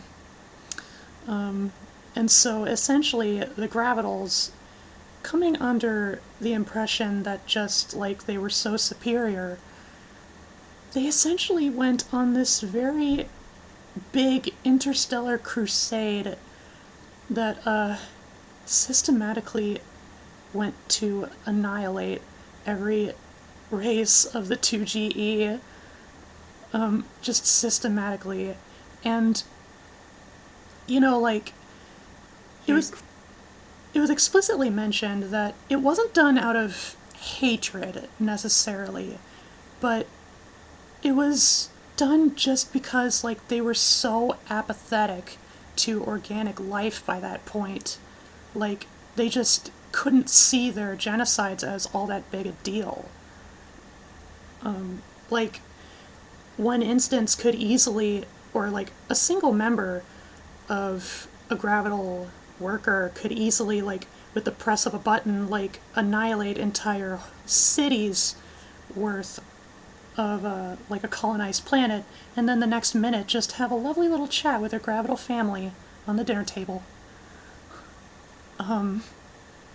So, how was your day? Oh, you know. Stepped on some ants. It was fine. Exactly. That's rough. Yeah, and honestly, the conflicts, like direct conflicts with the Gravitals, was actually really rare because what they did was that they built and constructed these large, sort of like space structures that were like very wide and very like open, flat faced. And what they use these structures for is that they would essentially eclipse all the sunlight from the planets they were attacking, Ah. and essentially they just waited for the planet to die out on its own. And then for any of the colonies or worlds that happen to resist or hang on, usually an asteroid or two would do the trick. So,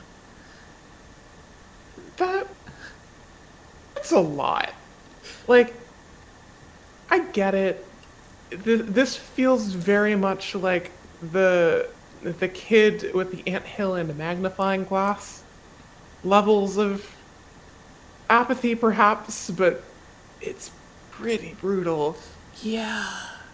2G really underestimated the gravity of that situation, huh?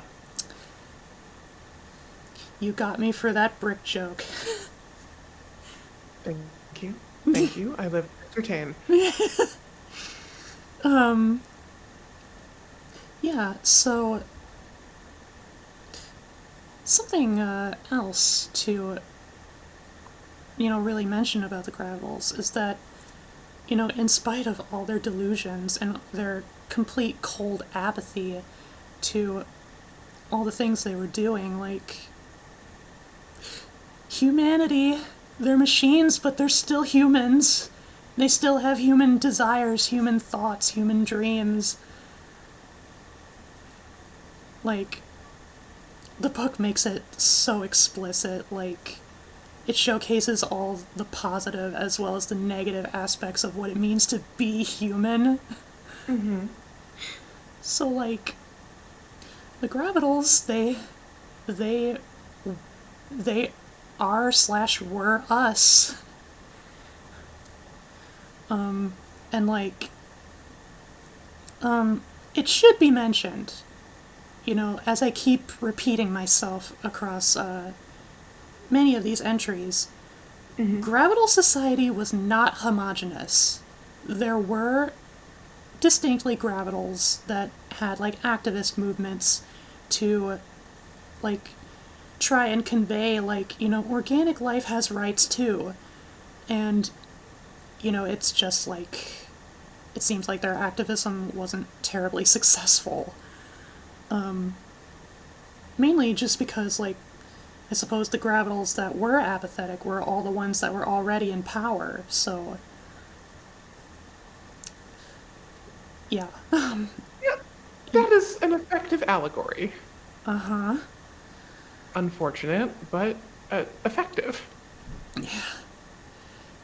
However, with all the members of the 2GE, being systematically destroyed one after another, there was one that was spared. And we are moving on to them next.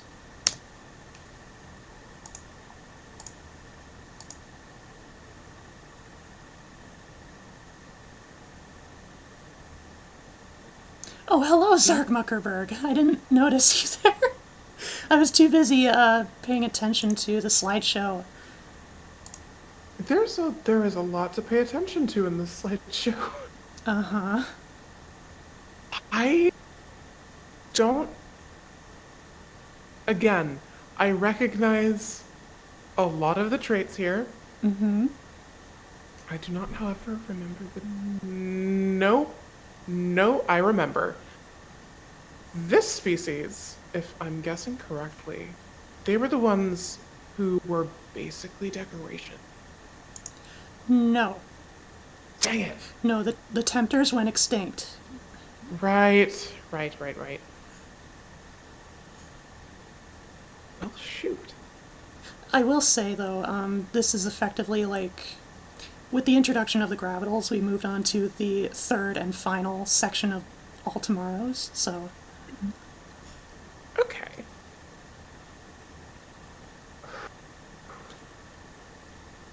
You really have no idea? I'm sure I do. Like, it's on the tip of my tongue. I will gladly take a hint, though, if you're handing them Um,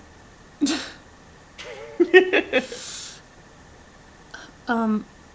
you are what you eat?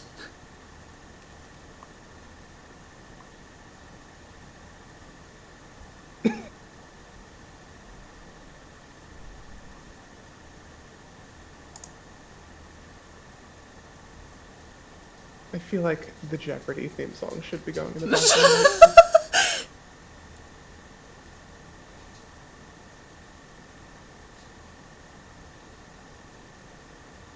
It's gonna bother me when you tell me, but I need to know. You give up? Yeah.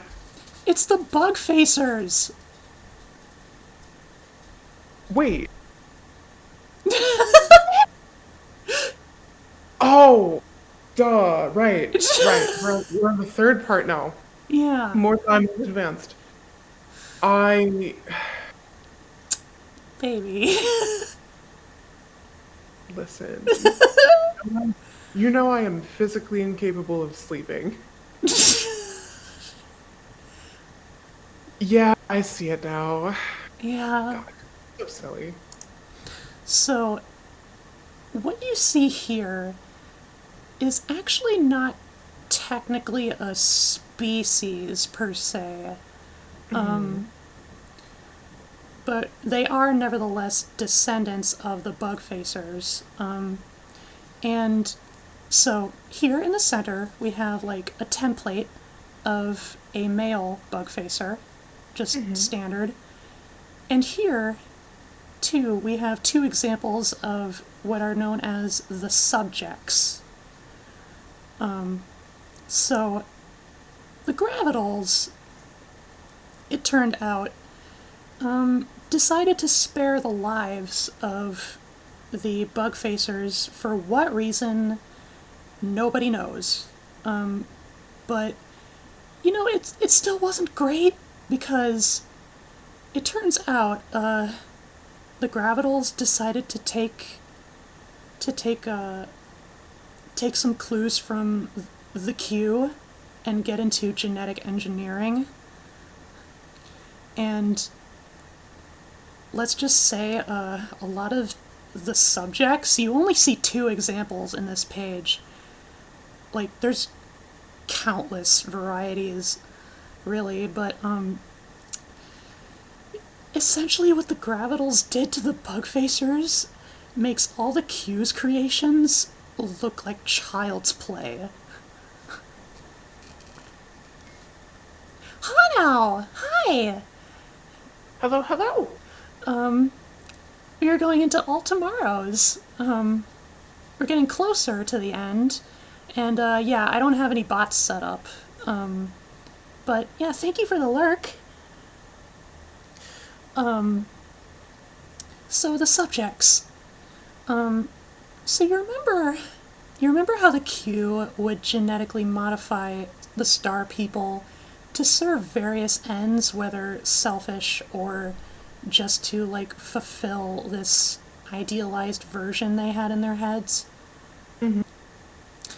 So what the Gravitals did to the bug facers is that, you know, when they created the subjects, they didn't really create a species per se. They just created individuals with very specific purposes, and usually a lot of these purposes were very minuscule and very petty, and Oh no. ultimately, it was all for the sake of, the Gravitals just pleasing their own delusions of, how grand and superior they are, how they were over the organic life forms. So, specifically, the two subjects you see here. The one on the left is a phallic polydactyl, censored for Twitch, and its only purpose for existing really is to be used as a religious ritual sacrifice. And then the one on the right is specifically a subject that rattled this one fan-like appendage like a drum with its fingertips, and essentially they would vocalize or ululate the tunes of a very particular pop song at the time. No. And that was pretty much its entire life. You know what? No individual should be relegated to what my brain does to me at 3 a.m. That's... Yeah!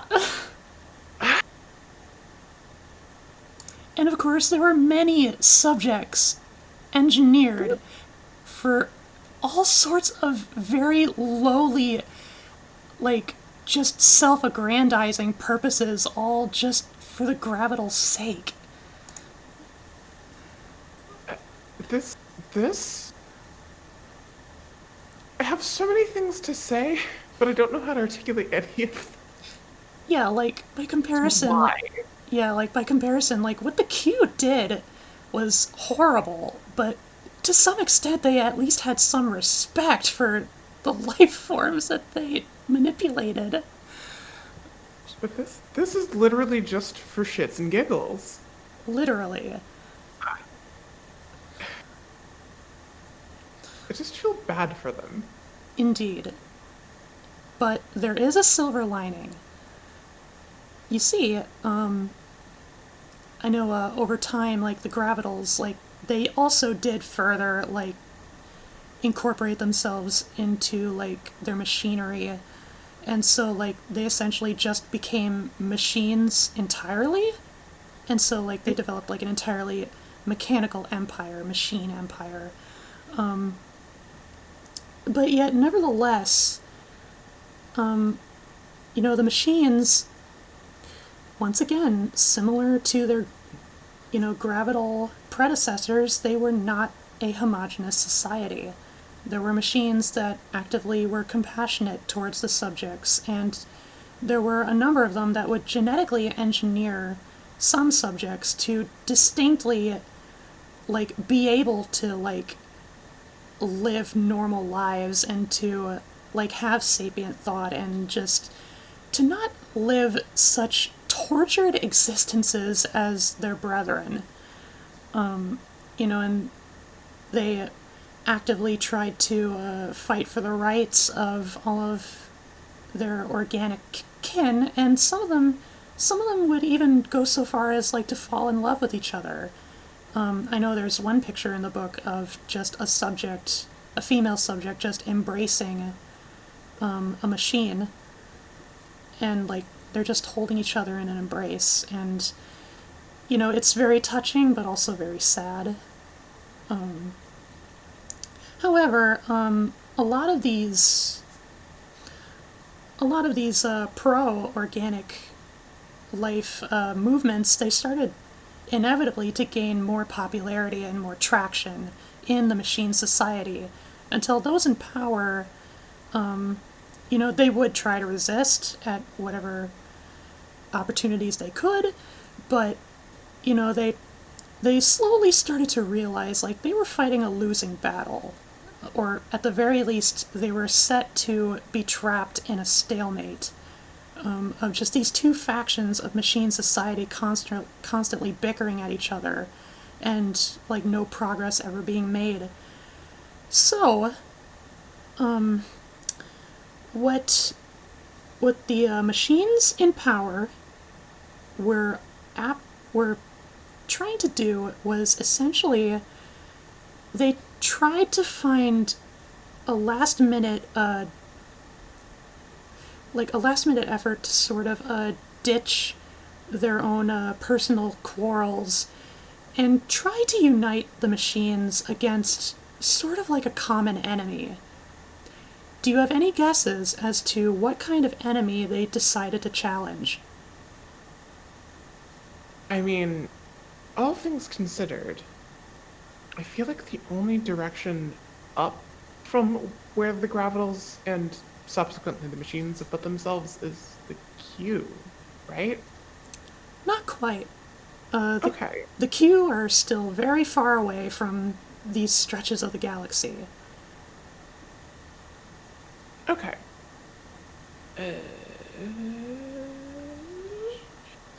That would have been a good idea, though. That's really what the 2GE had in mind, and then the Gravitals fucked everything up.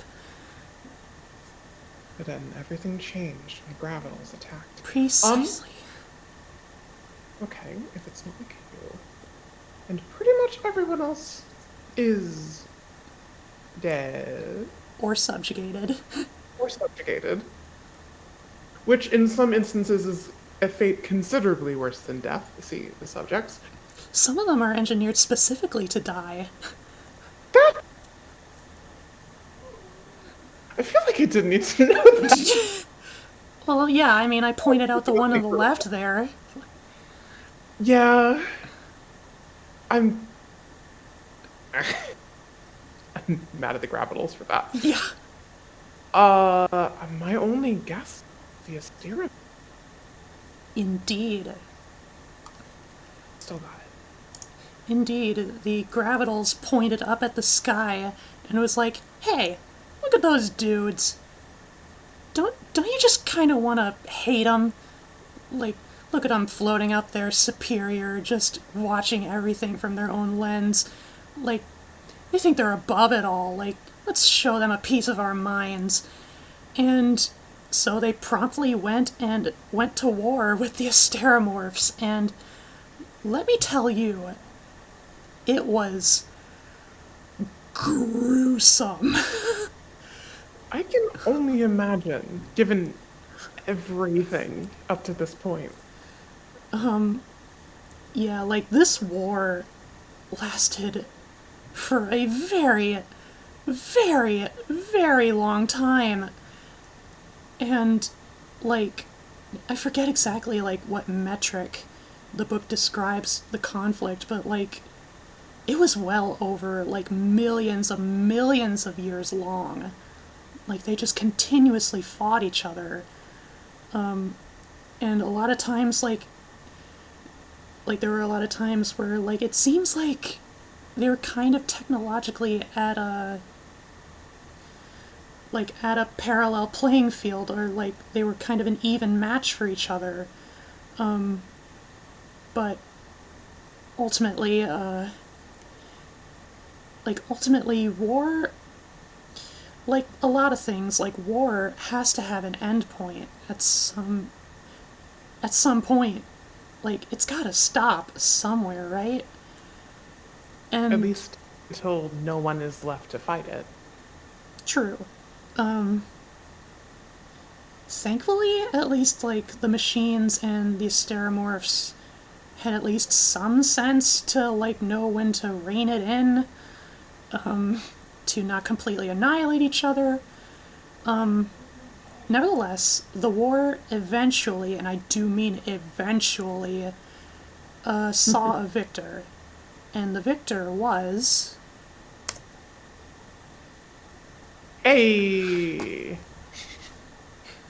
the Asteromorphs. And in this current form, they are known specifically as the Asteromorph gods, just because of how much they've advanced in the time of their intergalactic war with the machines. And despite all the bloodshed, all the millions of years of battles and conflicts, eventually the Asteromorphs were able to come on top.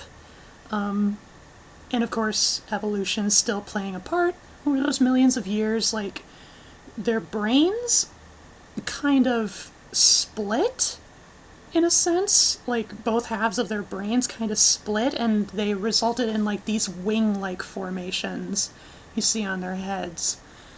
Oh, And so, and naturally, like, all of their appendages grew more spindly. They adapted like this web-like kind of membrane, and their tutor engines grew even stronger.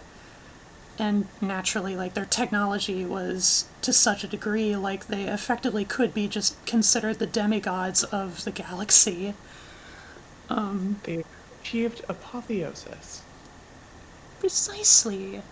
And so, with the Asteromorphs as the victors over the machines, naturally, they went into the machines' hardwiring and just kind of tinkered a few things, at least any surviving machines. And, you know, by comparison, like, this was far more merciful than a lot of them would probably deserve. Like, in essence, like, they were allowed to retain, like, their sapience to a degree, but, you know, like, aspects of, like, their minds had to be tinkered a little bit so they weren't nearly so much, like, you know, fashy. Yeah, that's. I think that's a fair change. And so, you know, after this hard, long fought war, the Asteromorphs had since resolved that, you know, everything going on under their little watchful umbrella, you know, after going so long without doing anything, they resolved, like, they can no longer, like, sit idly by. You know, they, in essence, had to recover or, like, aid in the recovery of, you know, all of their post-human brethren. You know, so the subjects and all their ancestors, you know, the Asteromorphs provided essentially, like, almost like artificially engineered and terraformed planets for all the subjects and their descendants to live everlasting. And then, like, all the subjects were, you know, obviously, like, free to live normally without being subjugated by anyone. And then the machines, I forget if it's the next one or the one after, but, you know, like, the machines, they were, as I said, like, they were still allowed to, like, play a part in their galactic empire, which is now the third galactic empire, with the Asteromorphs kind of at the top of the food chain. Of course, the Asteromorphs would take other certain measures to make sure, like, the machine war didn't happen again in a different form. And so, moving on, depending on which one it actually is. Ah. Oh, right, I forgot to show this picture on stream. Just the Asteromorph god. Behold the victor. Oh, And what that we is an indescribable form. yeah, and then we moved on to this. So, 3 guesses what they're descended from, and the first 2 don't count.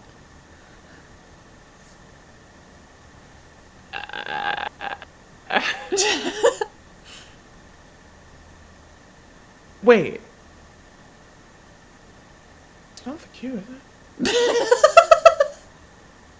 it? Is it? No. Okay, well, that one doesn't count.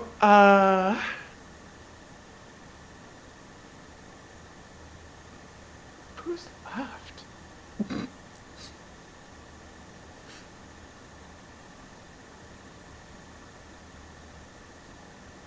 Is this... We haven't come full circle, have we? Like, does this story begin and end on Earth? Is it that kind of thing? Maybe. Wait, am I right? Kind of. I literally cannot guess any more specifically than that, though. Okay. So, these specifically are genetically engineered descendants of the Asteromorph gods, known as the Terrestrials.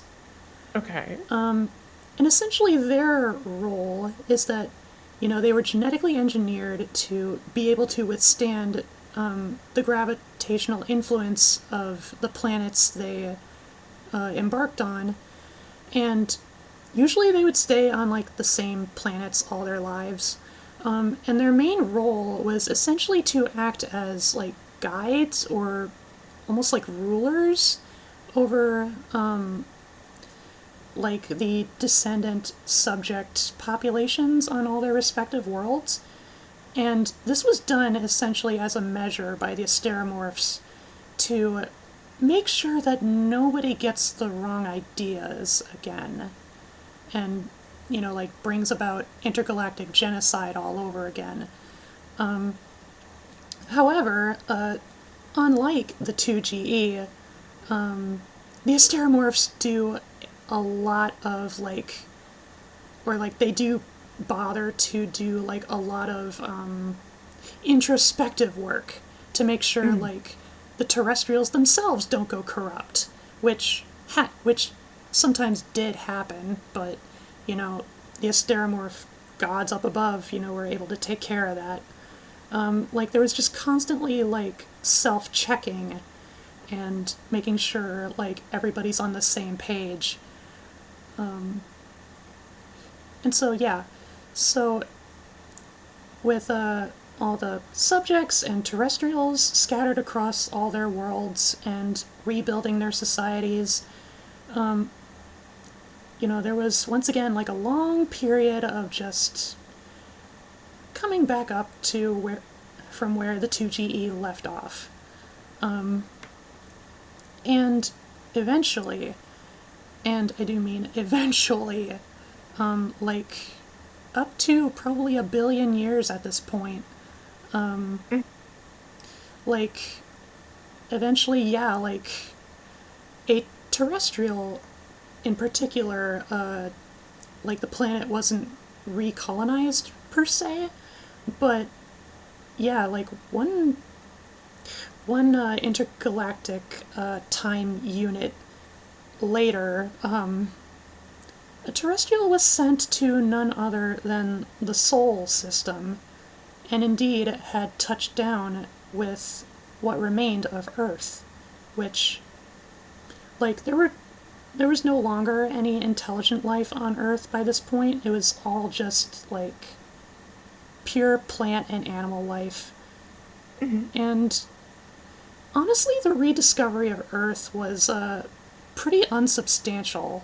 Like, it was a pretty quiet discovery. Like, the terrestrial was like, hey, look at this. Is this... These look like relics from the Star People, but older. It's like, is this, like, where the Star People came from? And so, like, essentially it was just, after, like, learning all of that, they were just kind of like, neat. And then they just kind of went off and did whatever they needed to do. So, like, the rediscovery of Earth, you would normally think is quite a substantial deal. Considering, like, especially that, returning home after so long and being warped like biologically, physiologically, socially, to degrees that are completely unrecognizable to anything we already know about, ourselves on Earth. You would think like the rediscovery would be a lot more vital, a lot more important, but, it's like, I suppose like the 3GE kind of reached a point where like it was like they had just so much more stuff that was more important to deal with. And like the rediscovery of Earth was just kind of like a cute little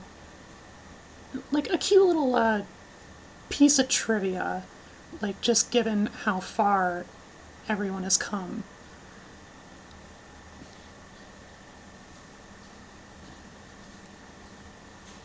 Like, I mean, like you said, like at this point, everything that they consider a priority operates on such a incalculably vast scale that, while significant, at least to us, it's just kind of a thing. It's something that might be found in like future children's textbooks, at the very Yeah. least. It's like, and this is where our ancestors' ancestors' ancestors are from. Not much else is known. Indeed. Still a couple of entries left. If we move on from the terrestrials, we can find. What? Okay. I'm sensing a Return of the Machines vibe. Sort of.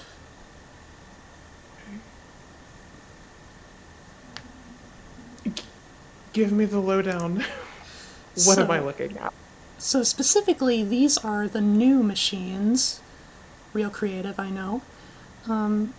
So essentially, after being defeated in the war with the Asteromorphs, like I said, the machines were all like mentally stunted, at least to not be so genocidally inclined. But then after that, like they were still free to become, like parts of society, parts of the empire, and give their own contributions. After all, like living machines, like there's a lot of hurdles that machines can cross over that organic life can't. So, like, they could very well still remain to be an asset to the 3GE. In which case, as technology grew even more advanced, the new machines were given bodies that were completely composed of like thousands, millions, billions of like nanomachines. And so these nanomachines could take on pretty much whatever form they wanted.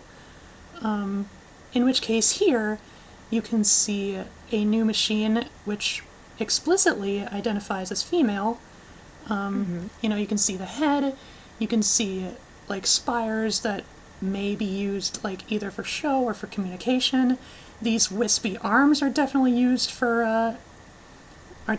like decoratively, like they kind of make these arms as sort of like a fashion statement. Nice. And so, the new machines, free as they were to, live and, essentially like live pretty much freely within the 3GE and all of their colonies, nevertheless, given their roots, there were a plethora of places that didn't think so highly of the new machines, and so there was a lot of prejudice against them, which the book never really clarifies whether or not like a lot of that could be like was resolved or not. But given the various directions that this book has taken, I'm I'm thinking pretty optimistically. I think there's probably a point where like everybody kind of is like able to kind of get over, sins of the father, whatnot. Yeah. It, I mean, on the cosmic timescale, there's plenty of time to work through it.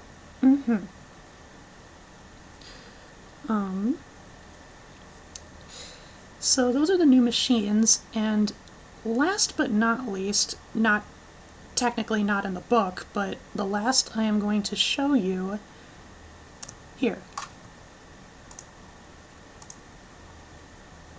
Okay.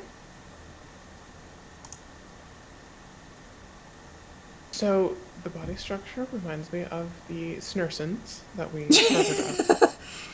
Am I moving in the right direction? Did they survive up to this point? No. I figured not. Okay. So who do we have here?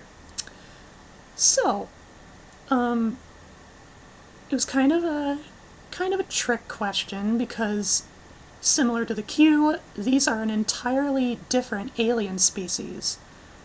And they are known as the Amphicephalia. They are the second alien race that they've encountered and became aware of aside from the Q. And based on their body plan, like, here you can see, like, on one end is like a snake head, and it's elaborated that on the other head, or on the other end, is another snake head, and one of the heads is able to expel, like, this smaller, sort of snurson person with digits, arms, being able to manipulate the environment. And this specifically is a picture of an Amphicephalus ambassador. And, she's just posing for the camera alongside their ships up in the sky in the distance. And so, when contact was made with the Amphicephali, essentially, it was elaborated that, the Amphicephali had sort of a genetic and biological history just as crazy and buck wild as the post-humans had. Like, there was evolution, like, there was genetic tampering, genetic regression, like, just a whole series, a whole slew of just biological directions being pulled in all sorts until they ended up in the form that they currently are. And essentially, when contact was made, both the 3GE and the Amphicephali were basically able to say hi and not try to do wrong by each other. And it was kind of resolved that both empires had kind of matured enough to this point to, not run into each other and try to kill each other. And so, like, they very much grew to, like, form an alliance. And I forget if specifically the Amphicephali were, like, allowed in to the 3GE, but it's like, at this point, it's like same difference, like they were able to get along and exchange customs, histories, knowledge, all sorts of different neat stuff, and it was a grand old time. I love that. And so this, I did say, like, this wasn't the last entry of the book, to which I'll explain a little more, but as far as graphics go, that is all tomorrow's. This has been, by far, the most visually fascinating journey I have ever been taken on. This unfortunately, my brain has not committed everything you have shown me this past week to well, to memory. It is a lot to take. But it is. But like seeing it all come together, seeing the ways that they ended up interacting and how they developed, it's really, really fascinating. And I feel so for you. I'm glad. I'm glad that they turned out as well as they did, Yeah. minus the whole getting wiped out thing. Mm-hmm. But they had their moment in the sun. And honestly, I'm proud of them for that. Yeah. Um, so, the epilogue for the story of All Tomorrows is described by a specific alien person just known as the author. Like, it's supposed to be like the entire book was written by this alien dude who was essentially like recounting the histories of humanity and post-humanity. And he elaborates that at the time of his writing, like every instance of humanity and the post-humans have gone extinct. Like they just disappeared. And nobody really knows why. Either like they went extinct naturally or like they inevitably came across another conflict and like kind of blasted each other to death, or it's even theorized they might have been able to like ascend into a higher plane of existence, possibly. Nobody really knows, and everything that was accounted for by the author was based entirely just on remnants of all of these people, all of these empires and societies and relics. Just everything about them just left behind. And he does note, like, probably the biggest lesson to take in All Tomorrows, in the book, is that, you know, just based on observation, the author pontificates that humanity and all of its descendants seem to kind of be at their worst whenever they try to accomplish some sort of grandiose ideal that is like far bigger than they could ever be, whether that's you know, taking on like an idealized future such as like what the Q did, or like reveling in a deluded imagined past or heritage as the Gravitals did. But like in essence, like the core of humanity and really the meaning of humanity itself is not in those grand plots or stories or ideals. It's all in the smaller stories, all in the daily lives of all the humans and post-humans. Just what we're doing right now, this stream would probably mean more to the collective of humanity than anything that the Q or the Gravitals ever tried to accomplish. And it's just a very minor aside, but the author did like elaborate, like, you know, we could learn all of like the countless histories and possible futures of humanity, and how one day they did re-encounter and like essentially like overpower the Q, but like in the grand scheme of things, like it's not really what makes our existence as humans and post-humans important. It's not, because like the bigger you try to go, the more insignificant a lot of your efforts seem to be.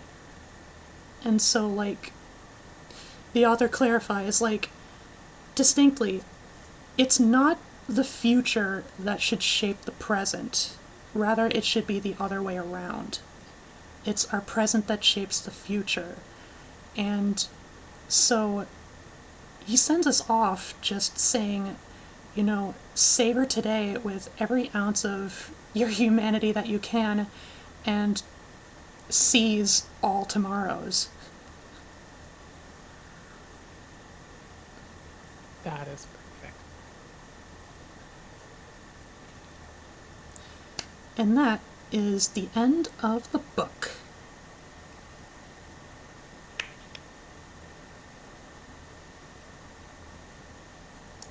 So much for sharing that with me. Yeah. I suppose I could cut out screen share now.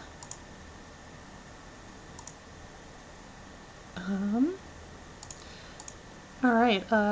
Any conclusory thoughts? I mean, I definitely agree with what the author was trying to convey through all of this. Like, watching this grand cosmic tapestry unwind it's beautiful and it's fascinating. Mm-hmm. But at the end of the day, it's the things we do moment to moment, the relationships we have, the connections we forge and nurture or neglect, Mm-hmm. and the shapes of our lives day to day that really do matter the most. Like this, to steal your own words. This stream certainly means the world to me. And to me. Gay.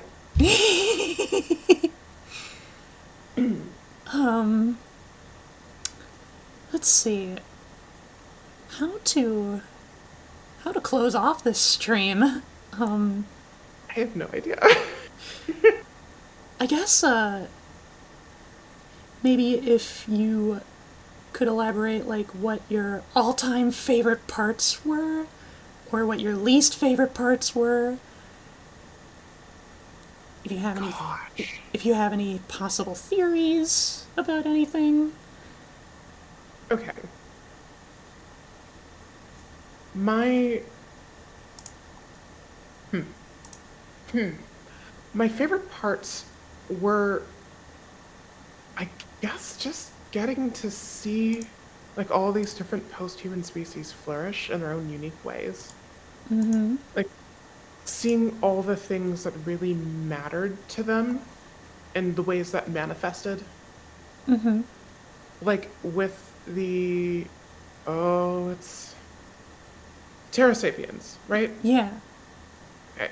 Like the live life to the fullest, like never waste a moment, no half measures kind of mindset Mm-hmm. is, I mean, that's how I live my life, or at least how I try to. I resonate with that a lot, and just seeing all of these different like philosophies get applied to all of these different cultures is so fascinating to me. Yeah. I I guess I'm not a huge fan of just like casually wiping out entire civilizations. Broadly speaking, I'm not a fan of that. Which I don't think is a controversial statement, despite how cool the gravitals are just like conceptually. Mm-hmm. That's that soured it a little bit for me, but that's the point. It's the best and worst of humanity. Yeah. Oh, thoughts and feelings. I'm still curious to see how the Q factor into this. Like, the galaxy is vast, and all of this could have happened before they finished their round trip. It seems to be implied that it did. Yeah. Like, we could not ever build, we couldn't ever, like, create something that could move fast enough to travel like the outer rim of the Milky Way and come back in time for this story to start and finish. Mm-hmm. But I'm curious to see what would have happened if they'd come back. Just to see how time and chance let their creations and experiments push back against everything that happened to them. I don't know. Like there's a lot of ifs, Yeah. and very few of them are easy to conceptualize because all of this takes place on a scale that doesn't make sense to human brains, really. Right, right. But that's kind of the fun of it. Like there's infinite space for speculation because there is enough time that it feels infinite. And I don't know. I guess those are my thoughts on it. Very What good. about you? Um, I mean, I have generally more exposure to, kind of like the fandom side of things. So, a lot of the thoughts I might share are not entirely my own. But naturally, all the posthumans that were described in this book is far from exhaustive. And so, like, it's inspired a lot of people to like maybe think of their own post-human species, both intelligent and not, or speculate like what if this species survived and became intelligent, and there's a myriad of artwork and theories that are propagating up just regarding all manner of various aspects of the book. I know there's definitely no shortage of memes. Oh, I cannot wait. I'll have to share a few with you. But yeah, like it's kind of a space which, like, say what you want about Reddit, but like it is a space that is really rife with just really creative and intelligent people. I know I know I guess I could, again, I can't show you on stream because Twitch TOS, but I know I could probably tell you the idea that I had in some of the artwork that I've worked on. Like, in the meantime, that I couldn't show you for fear of spoilers. So Yeah. one idea that I had is, so the Gravitals, they have this kind of delusion about their heritage, right? And so I figure like that would kind of extend overall to the humanoid form, and naturally, like, they wouldn't impose like this kind of standard on them because they're machines, they're superior, but or like they're the sole benefactors of the star people, they're exempt.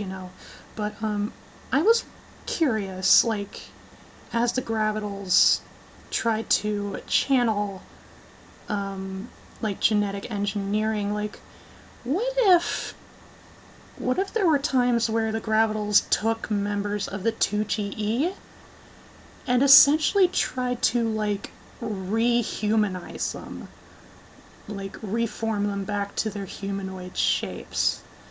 Oh, that would be interesting. I have 3 instances so far, and I'll show you after stream. But also, like,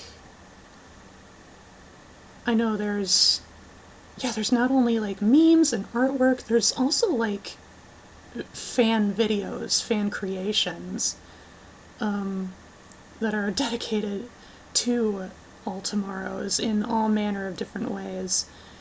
Some are actually like genuinely beautiful. Actually, maybe I could close off stream with one of those videos.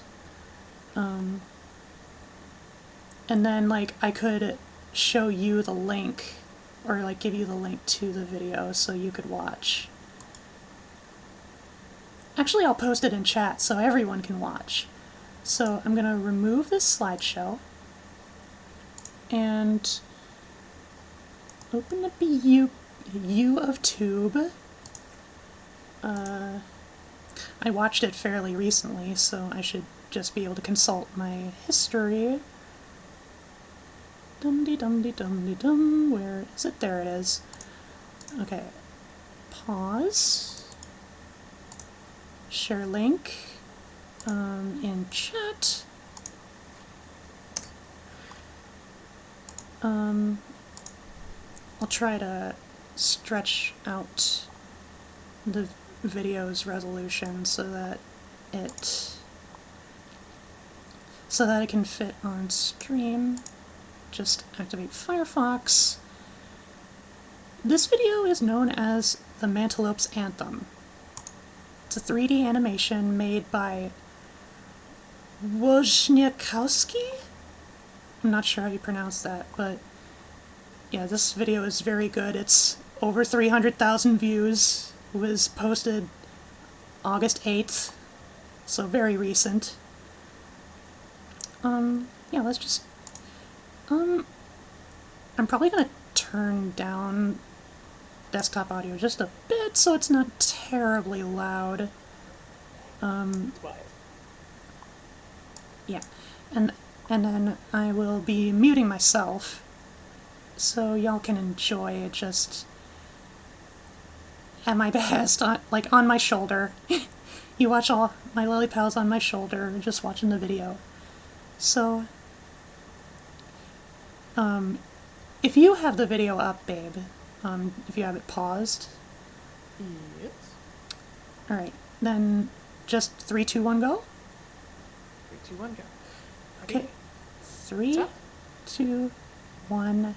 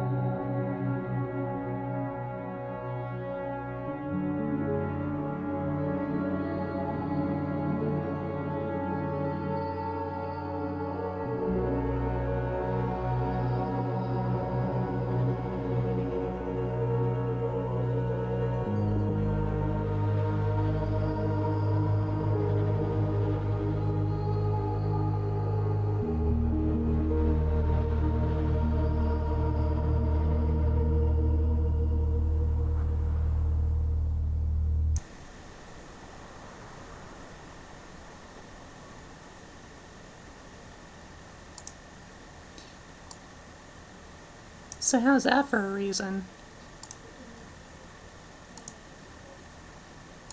Damn. Yeah. Damn. Uh-huh. That was amazing. Mm-hmm. He has other similar 3D animated videos of All Tomorrows, but they carry more of a vibe of like a nature documentary, and they're much shorter, like usually not exceeding like 10 seconds, but they're still very good. They're like documentary skits almost. Mm-hmm. Interesting. I wow. Yeah. Wow really is the only word I have left. There's so much. So much in this. Mm-hmm.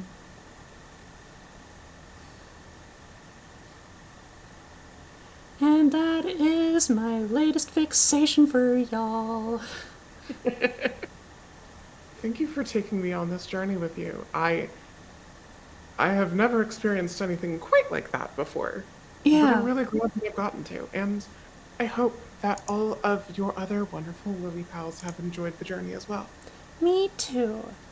Um, yeah, I think compared to a lot of other Spec Evo series, like mainly like Man After Man, which Hmm. is like an older kind of. It's an older and sort of different version of the whole like post human speculative evolution deal, but like comparatively speaking, like All Tomorrows is full of like tragedy and horror that befalls humanity, but like it's so it's really bittersweet because how it ends on actually a really optimistic note.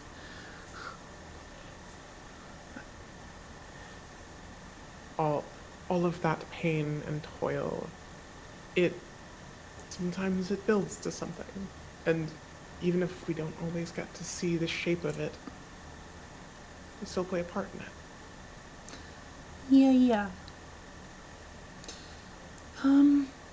So, for the meantime, as far as this stream is concerned, that's pretty much all I have for tonight. Um, I'm gonna look for someone to raid, but is there anything that you wanted to shout out, wifey? Well, for folks who have heard me on stream before, I am Stellar Empress. I am a voice actress and TTRPG streamer, among about a half dozen other things. And while my channel, Off the Table, is not currently running anything, our friends at our sister channel, Utopia, are currently doing a vampire-themed game weekend. So if you like fun interpersonal character drama and also vampires, I would recommend hanging out over there. Ooh, sounds heckin' neato. I like to Um, think. I know I was halfway anticipating Sun to be streaming right now, but I think they might be out of town already. I know they can't make Monday for the possible Wildermyth collab, and it seems like Rem has plans too, so I think Monday will just be a regular stream, solo, with me and my Lily pals. Um, Otherwise, there's not a whole lot of people that are streaming right now. Um, Surprisingly quiet for a Saturday night. yeah. Um, ooh, I would be really tempted to raid Vivi Vermilion, but she's playing Deltarune Chapter 2 right now, and I don't want any spoilers, so. Ooh, I still need to get that game. Um, I think Chapter 2 came free on Steam, so. Then I definitely need to play it. Yeah. Oh, goodness. And hey, maybe I might stream that for Monday. Just maybe. Just maybe. Yes. Um, Yes. um, I think the best candidate is let's go raid Pocky. Pocky is currently having a subathon. And she's currently playing Doom 64. Perfect. Let's go support her. Yeah! Woo woo! Favorite autumn goddess, aside from you, wifey. I try. Others can come close, though. Yes, Pucky is a very delight. Yep, Monday, I'll probably stream something. I'll probably stream something. That's it. Deltarune is an idea. I will consider it. But otherwise, there's also other games I still need to continue. Lennon, Dwarf Fortress. I think Dwarf Fortress is actually a little overdue. But, we'll see. We'll see. And so, with all tomorrows seized for the sake of our todays, or something. Oh yeah, swimmy! Oh yeah, swimmy!